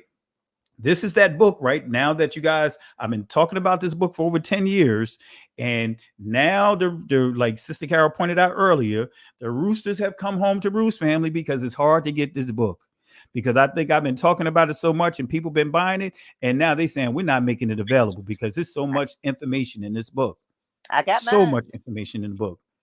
Right? So notice what it says. You'll see this on page 3 of this book. Strictly speaking, it is incorrect to call an ancient Israelite a Jew or to call a contemporary Jew an ancient Israelite or a Hebrew. The first Hebrews may not have been Jews at all. Come on, family. So when did the Jewish community become a race? I'm not going to get into all that. Let me go ahead and get over to Malachi, though. Chapter 1, verse 3 and 4. Getting back to Esau. Notice this verse here. It says, I hated Esau. We see another word for hate there. Shana. I hated Esau. Then it goes on to say, whereas Edom saith, we are impoverished, but we will return and build the desolate places. Thus saith Yahweh of hosts, they shall build, but I will throw down. And they shall call them the border of wickedness. And the people against whom Yahweh hath indignation forever. So hate in this text, notice what it means. It's going to say enemy, foe, hateful, a person of nations or the Most High. But it also means adversary, right? So the Most High, this is the reason why he hated Esau, because he threatened to kill the promise. When he threatened to kill Jacob, he threatened to kill the promise, meaning that he ultimately was threatening to kill the Messiah. Ha-Mashiach, right? So when we go back to John 8, chapter 4, verse 43 and 44, and I'm going to pass it to you, Benea, here it goes. Yahweh said unto them, if Yahweh were your father, ye would love me, for I proceeded forth and came from Yahweh. Neither came I of myself, but he sent me. Why do ye not understand my speech? Can you understand the words that are coming out of my mouth? Why do ye not understand my speech? Even because ye cannot hear my word. Here's the key, verse 44. Ye are of your father, the devil, Shatan. That's tying it right back to the seeds of Esau, the spirit of Esau, right? Because we know that they're not the physical bloodline of Hasatan. It's the spirit. And the lust of your father ye will do. He was a murderer from where? The beginning. And abode not in the truth, because there is no truth in him. When he speaketh a lie, he speaketh of his own, for he is a liar. So guess what? We'll deal with this portion of it. I'm going to turn it over to Benea to define what was happening, what he was going to share about the Maccabees, when he was going to get into Antipater, when he was going to get into King Herod. Here it goes, Benea. I done hiked the ball to you. No, I think we need to all talk about this anti-Semitic event that just took place with the Messiah. See, the Messiah just called the Jews the devil. And if you've been watching the whole Kyrie stuff and Kanye stuff, like, one of the, I guess they call it tropes. One of the anti-Semitic tropes was calling the Jews the devil. But here you have the Messiah calling the Jews the devil, and that's one of the things that I think me and you were talking about, because it's like if they're going to call that anti-Semitic, they are trespassing on dangerous ground, because now you're talking about biblical scriptures, and now you're talking about taking away like certain verses and stuff out of folks' Bible, even though that's not necessarily what they're saying up front, but that's what's kind of implied when they start going in this space. Anyway. Yeah, and see, go ahead, Cuz. Go ahead. No, go ahead. Finish your talk, Cuz. No, I want you to finish yours because I'm good. I want you to make sure you finish yours. Okay, but yeah, I was going to say, like, to your point, the thing I was asking about before was, before the, when you're looking at your Bible, you have the old, what we call the Old Testament and the New Testament, and that the period in between, the time period in between, is that they call it like the intertestamental period. And during that time, it's like when it was the time of the Maccabees. And if you guys have heard about, John Hyrcanus or Herod, Herod the Great, by the time you get over to the New Testament, you have, Herod's on the scene, but the Old Testament doesn't really explain like how does he get on the scene. Herod is a full-fledged 100% blood-born Edomite. He's from the tribe of Edom, and so he's running Jerusalem. But it's like, so how does he come to power? So that's that whole period of time that is covered by the Apocrypha. So if you guys ever get a chance, definitely check that out. But one of the things that happened during that time period was, so you had the priesthood, right? You had the especially like the high priest, like that was a hereditary position. That was passed down through lineage. But here comes Herod. So Herod, man, he was like one of those power grabbing people, right? And and everybody that he felt was a threat to his reign, he would try to take him out, right?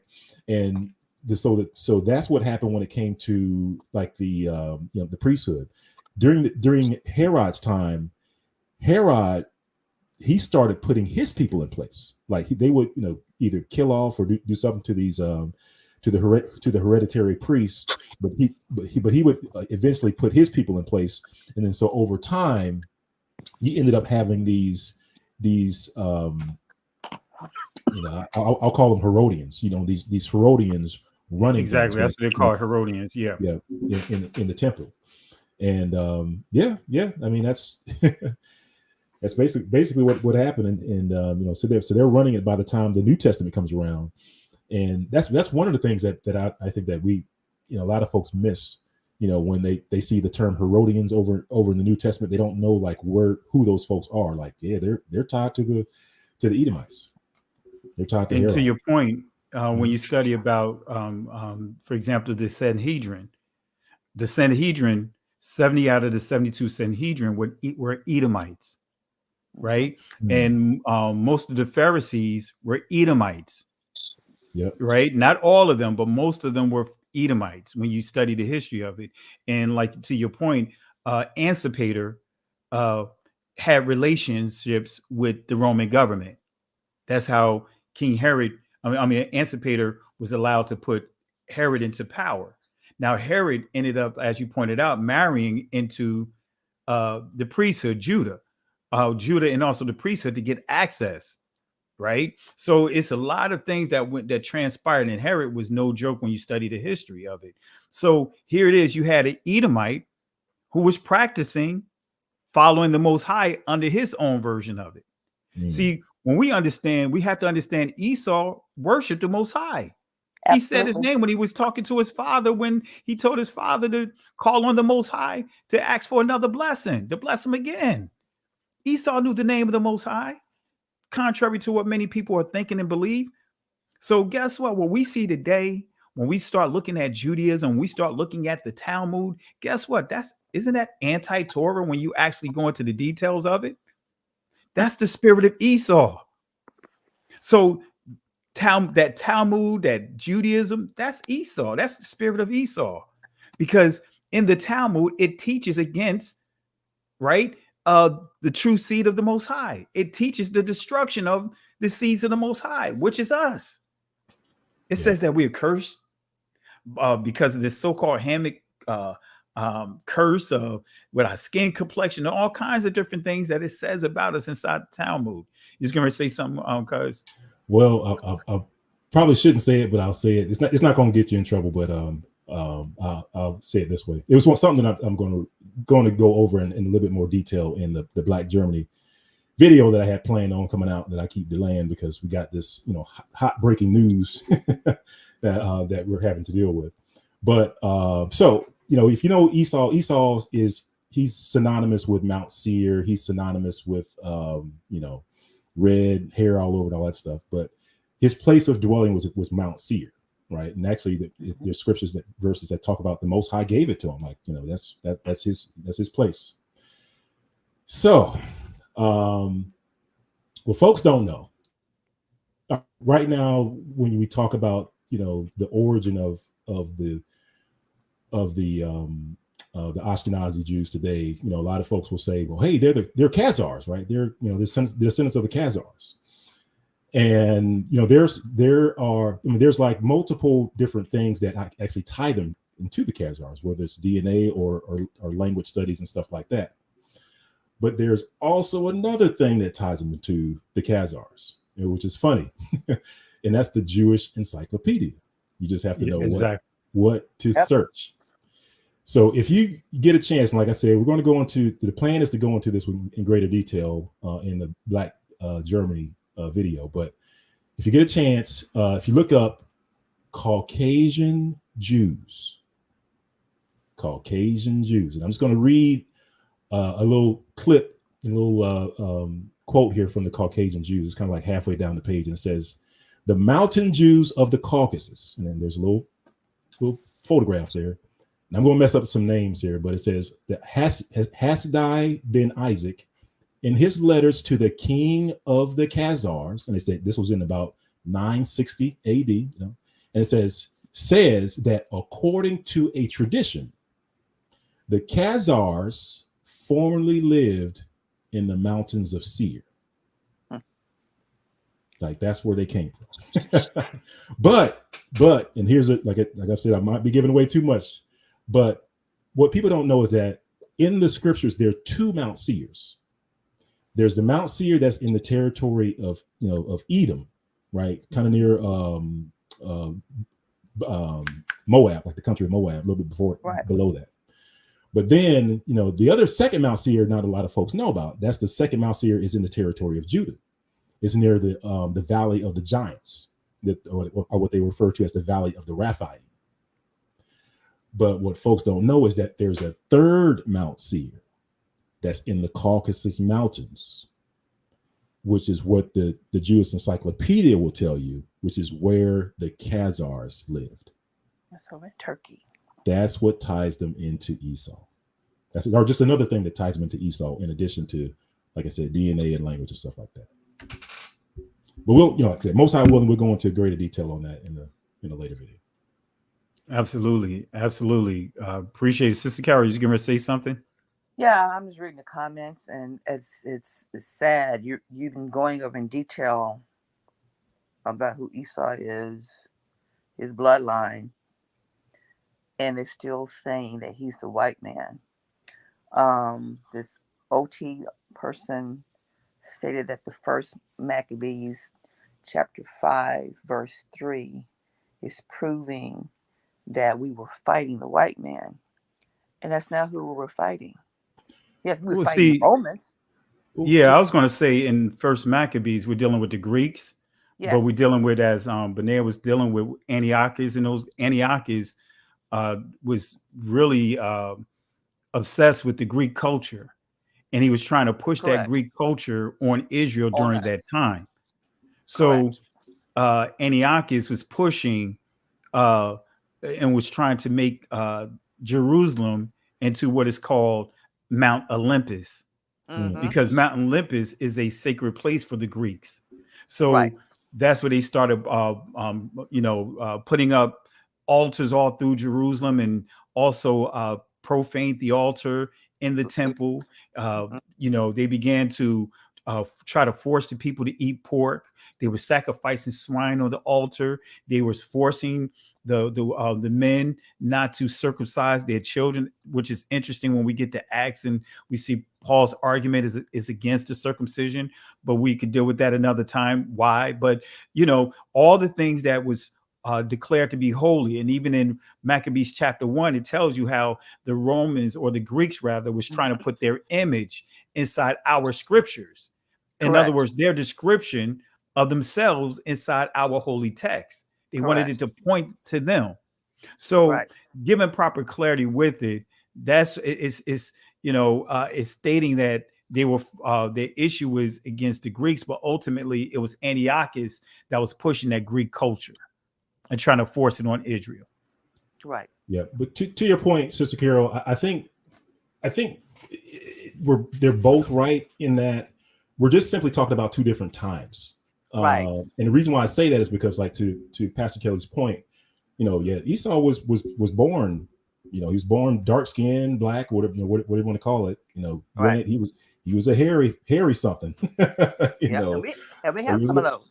He was a hairy little goat, but other than that, it's like at some point, you know, not all of Esau. That's what I was going to say. Not all of them. Not all of Esau. Right. Many of them began to mesh. Some of them started mixing, right? And we actually know the gene. I mean, DNA has gotten to the point where we know the exact gene that causes white skin, right? And we know for a fact that this white gene came from, you know, scientifically they call it the Neanderthals. Like scientifically, that's done. It's I got multiple genetic studies that says it. I even have this genetic study to show what genes were passed on from the Neanderthal. And it's like, I think that's one of the most powerful slides that I have, because it's not just skin. I mean, it's like behavioral type stuff. Exactly. Yeah. And you wonder why all of a sudden folks just kind of bust out the gates over in the Caucasus Mountains. Well, a certain mixing that happened, and well, anyway, like I said, we'll go into greater detail on that. But yeah, I mean, like I said, long story short, some of them mixed, right? Not all. And I caution people, because Esau mixed with some of everybody. And if you get tied into kind of looking for a certain phenotype of Esau, you're gonna miss the Esau standing behind you, you know, with the knife. You know, so just be prepared. Like Cuz said, you know, look for the spirit of Esau. Right. You know, look for that spirit of Esau. He can't hold his peace. He want a war. He want to live by the sword. He always want to fight. Yeah, that's that Esau spirit rising up. Exactly. Great point. And the last point I want to drive home is this right here on this screen, right? Let me pull it up here. What did the Messiah, the Hebrew Israelite Messiah, say that purposely, just so that way we understand? What did he mean when he commanded his disciples to love their enemies?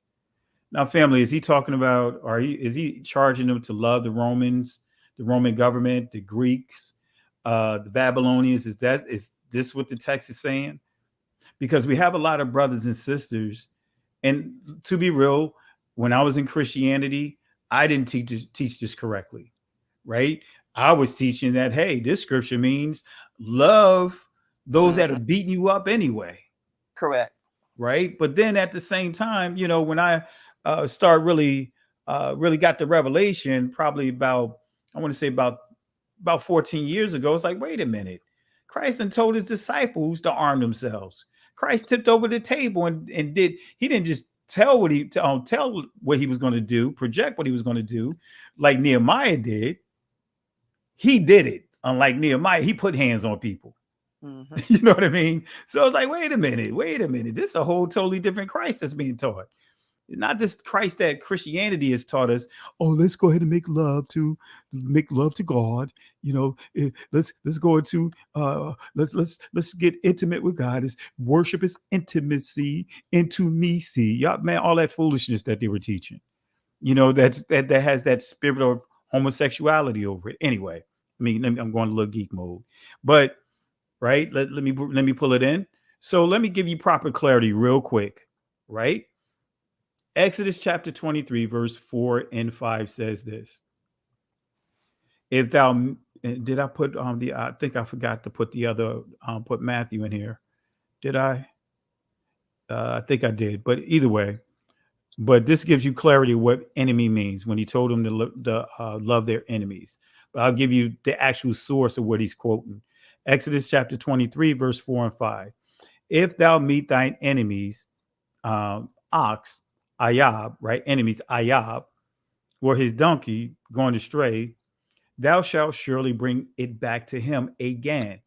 Now, family, you have to understand what this means. And let me give you the definition of this Hebrew word. Notice what it says, right? It says to hate, but notice this here in the parentheses, as one of an opposite tribe or party. So he's letting his disciples know that, guess what? Love your brothers and sisters that are not in the same tribe as you. Let me say that again, because we could get kind of, and I've seen this among this awakening. some people actually was posting on their pages and making comments like, I thank the Most High that he made me Judah.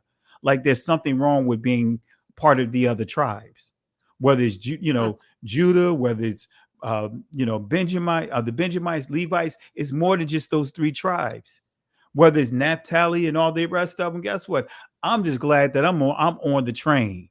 Whether I'm Judah, whether I'm as long as I'm one of the tribe or one of the 12 tribes, I'm cool with it. Right. Even when I wasn't, I was still cool with it. But man, this is like giving me extra. This is like the cherry on top, so to speak. Regardless whether I'm the last person on the train or the first person on the train, guess what? I'm still on the train that's moving. Right. So this is simply what it means when you understand the tabernacle and you understand the temple, but starting with the tabernacle, Israel was positioned in certain places around the tabernacle. Of course, immediately around the tabernacle, you had the Levitical priests. Then the outer layer is where you had the tribes. Each tribe was had their own section around the tabernacle. So if your ox, it's not saying your ox straight from your area all the way over to the Roman government community. That's not what this is saying, because guess what? The Roman government didn't dwell with them like that. So this is saying if your ox dwell from your section, let's just say you're Judah over here, but it go your ox straight way over to Issachar. Guess what? That's what this is saying. No matter what tribe your brothers and sisters are in, they are still your brother. Pray for them, intercede for them. That's what this text is saying. And because of Christianity and the way that it's been taught, it's taught us, promoted the spirit of contradictory, the Stockholm syndrome, loving the very oppressors that have killed our children and killed our parents, killed our ancestors.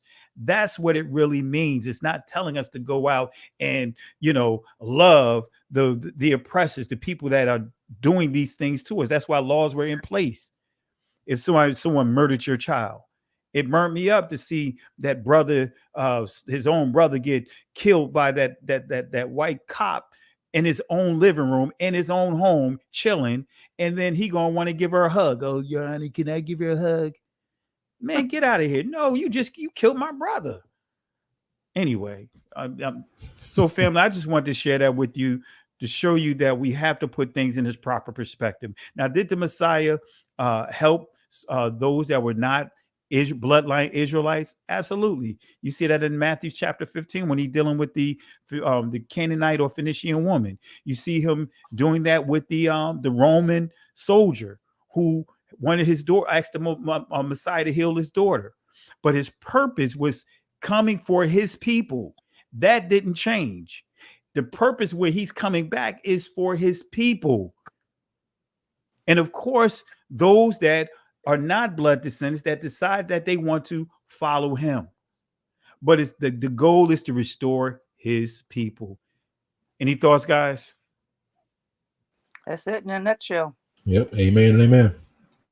Totally.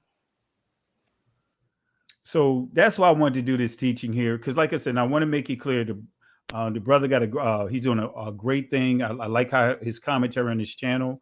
So I want to make it clear. I'm not saying anything negative towards him, because he got a great channel, because I came across his channel a couple of days ago, right? But the interview that he did with the Ashkenazi Jew and the comments that the Ashkenazi Jew made when the brother man asked him a question about, why does it seem like these Ashkenazis are scared to come out and acknowledge us as being Israelites? And that Ashkenazi Jew said that, alluded to fear of violence. And then he pointed to the chat of some of the crazy chats, because we know trolls are going to be everywhere. Right. And he pointed to the chat to substantiate his stance. Yeah, but have you ever seen black folks do that to a ish? That's what I'm saying. Man, come on. So I got a neighbor. I have a ish neighbor, and we're good friends. And he mentioned stuff like that. He's like, yes, it's getting it's getting real bad out here, with this whole anti-Semitism. I don't know if I'm gonna make it. And I'm thinking, Y'all not getting choked out by the police. Y'all not getting racially profiled. Y'all not getting, you know what I'm saying? Like, I just don't understand, like, where are they getting this stuff from? It's not, it just seems like it's not based in reality. That's why I say, like, black folks, we're on a different plane with this stuff. Like, you talk about hate, like we experience hate like nobody's business. And you're gonna come up here and talk about, if I call you the devil, oh, you're hurt, and that's hateful. It's like, we used to have this program at work called, walk a mile in my shoes. Mm-hmm. You know what I'm saying? You would go to somebody else's job or whatever, and you would do what they did for the whole day. And at the end of the day, you're like, man, now I know. Yeah. It's almost like that's what they have to do. But of course, they're with them being white and they're not black, they really can't get the full the full experience. There was a thing about with Eddie Murphy where he dressed up as a white guy. I don't know if you've seen that one. Anyway, but you almost have to do something like that to get the full black experience. But yeah, we're on a different plane when it comes to this stuff, man. I think it's not so much they fear us. I think they fear their own people because of all the stuff that they're involved in, especially that 1948. That 1948 is a very pinnacle year of a lot of things that was put into place and control in this country and worldwide. A lot of them know of their own people who are not practicing that religion, but they have put them in such control stations with that word anti-Semitism that no one ever thought to cross the barrier. Well, now the barrier has a crack. And everybody's coming through that wall. About Trump trying to hold the wall. Everybody coming through that wall trying to find out, well, what's going on? What are they doing? Who are these people? I mean, Henry Ford did a whole expose on them. I have those books too, all 4 volumes. And want to know, who were these people? Why were they so powerful? That's what they're afraid of. It's not so much us. It's their own people who will come after them and try to destroy the power they've been holding since 1948. Yeah. And just one last comment, because I think when you go back to Kyrie, the thing I think people miss is that Kyrie made a post.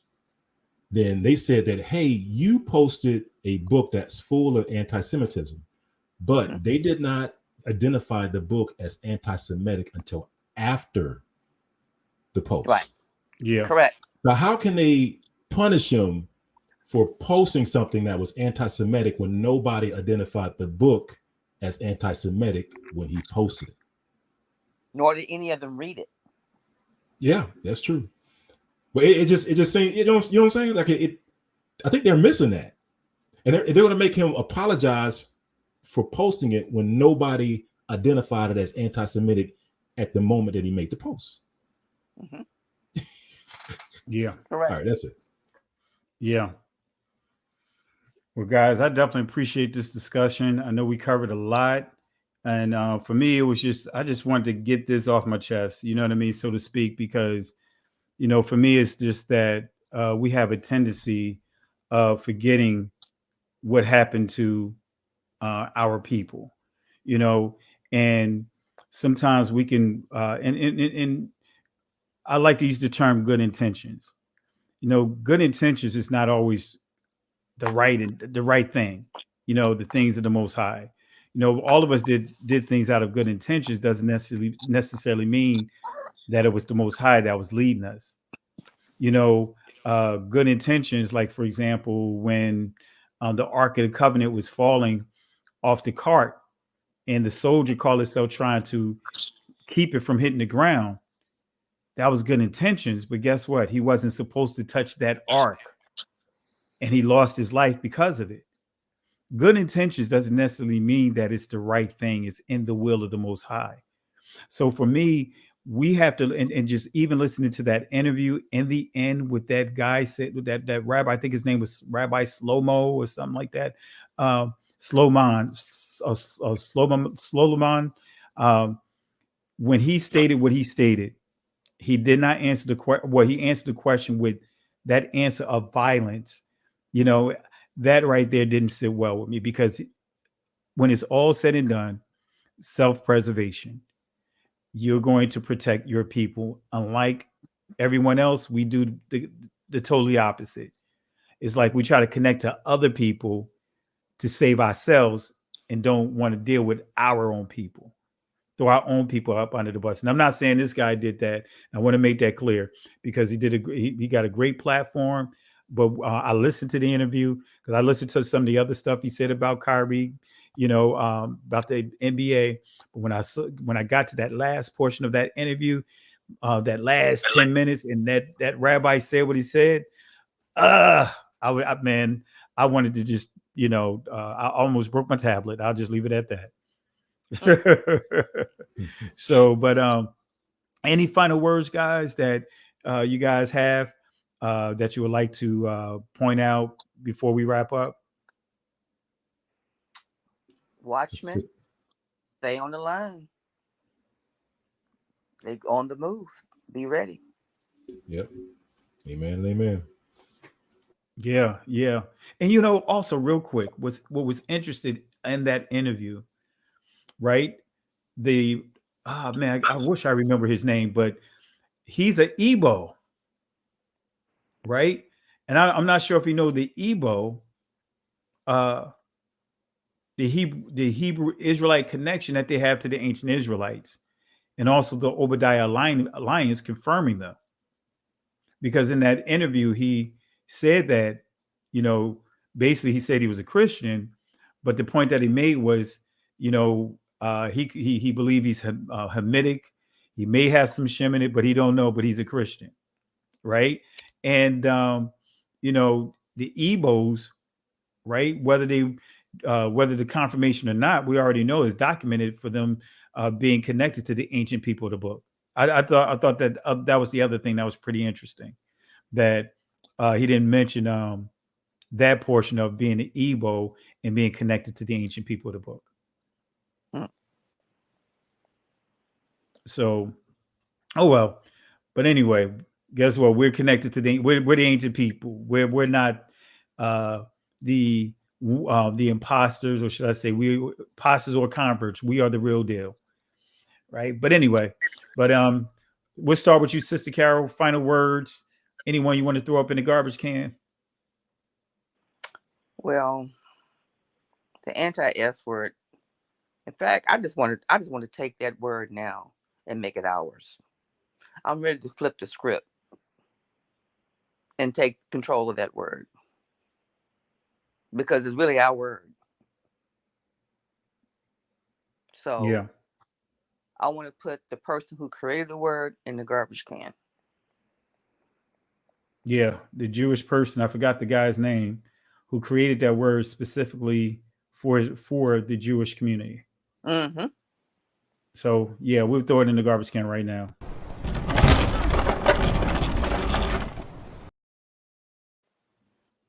All right, and while he's on the ground with that, Sister Carol, you can also do this while he's on the ground.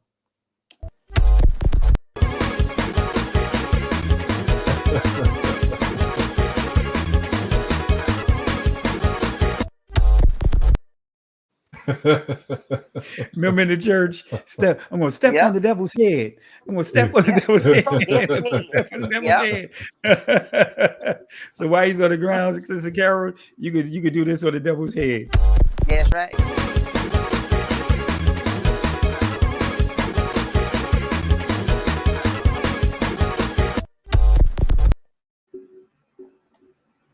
All right. So cousin, any final words? Anyone? Well, Sister Carol, anyone else? That's it. That's all. That's enough. That's enough in the whole nutshell right there. Okay. Cuz, you up next? I don't think we have a trash can big enough, cuz. But go for it, man. The sixth. I want to throw the New Jersey Nets ownership, who came up with the 6 steps for Kyrie Irving to come back to the Nets. Can I say something too on that? Because go ahead. Cuz. See, people don't understand the significance of that. Right? Is it a coincidence they came up with a 6-step plan? Right? The mark of the beast 666. Yep. See, the mark of the beast is more than what, and I've been teaching this for the longest, is because many say, oh, the computer chip is more than just a computer chip. It's this system of validation. That's right. Right? They wanted him to go through a 6-step plan. The number 6 also refers to the 6th day that man was created on. So the 666 is the system of man. So they want Kyrie to go through a 6-step process, right?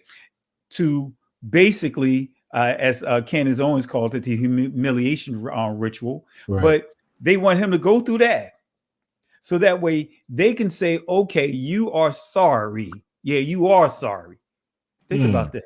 Think about the psychological thing. We want you to go through this step so we can say, yeah, that's right. You are sorry. And I want you to make sure you say you sorry the way that we want you to say. It's not just about apologies. We want him to be sorry and looked at as being sorry, good for nothing, worthless. But guess what? 666, the number of man, they want him to go through the process of validation, their validation. And still in the end, they said it still don't guarantee that he's going to come back in the league. I was getting ready to say that because there's no guarantee that they'll let him back after he pays $500,000. Can you imagine that? Like, you can pay me $30 for this, to buy your dinner, but it won't guarantee you a plate. Come on. Wow. You can pay me $20 for gas, but it don't guarantee you a full tank. Yeah. So I'm sorry because I know I cut you off, but yeah, I just thought I'd share that connection there. No, that's good. Yeah, no, good dialogue, man. That's it. Because I just wanted to throw all that stuff in the garbage can, man. Because yeah, I mean, you have people running around here in blackface. I think you called it out. I mean, and all this other stuff, and they just say, I'm sorry, right? And that's it. But they want this brother to go through a 6-step plan for posting a book that wasn't identified as anti-Semitic before he posted it. Come on now. Yeah. Come on now. I mean, just think about that. He made a post. He got to sound like Allen Iverson. Practice. We're talking about practice, not the game. We're talking about a post. He didn't make any comments, just a post. He didn't talk about the movie. He just made a post. We're talking about the post. Yeah. And you want him to apologize for the movie. Wow. A post. And then go through a 6-step plan. Man, because they got this gift. I mean, this image going around. They said they came up with like a 10-step plan, and they had the IUIC on it. Yep. Man, I was cracking up, man. People are bad. These YouTube streets are brutal, man. They are brutal. So we'll put them all inside the garbage can here.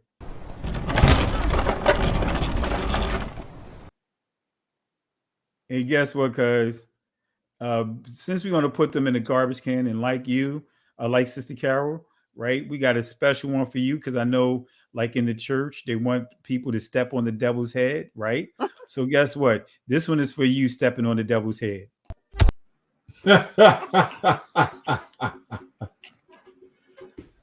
Yes, sir. Man, I'm about to cry here, man.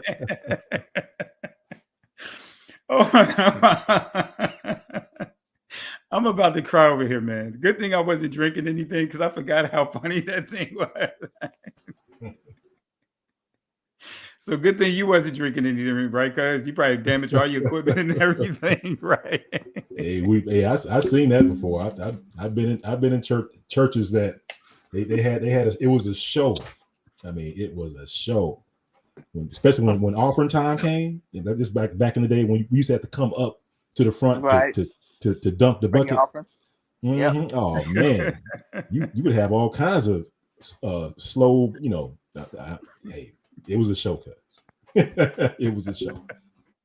Somebody said short again. All right, guys, I'm gonna share it one more time, even though YouTube probably give me a little email on this one, but I got to show it again. But here you go.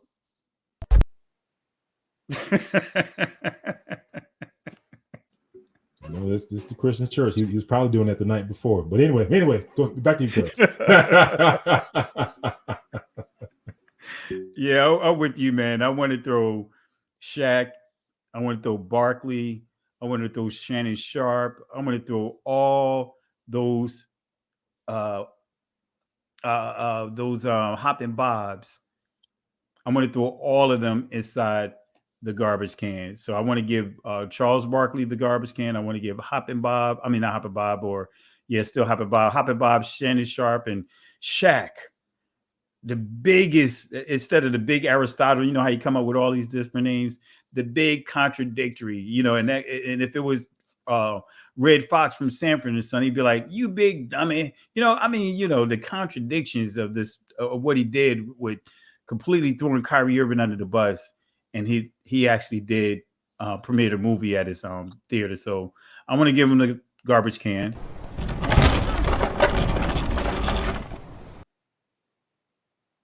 Also, I want to give him a 3-piece.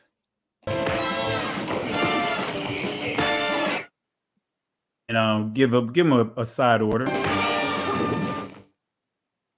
And give their order to go.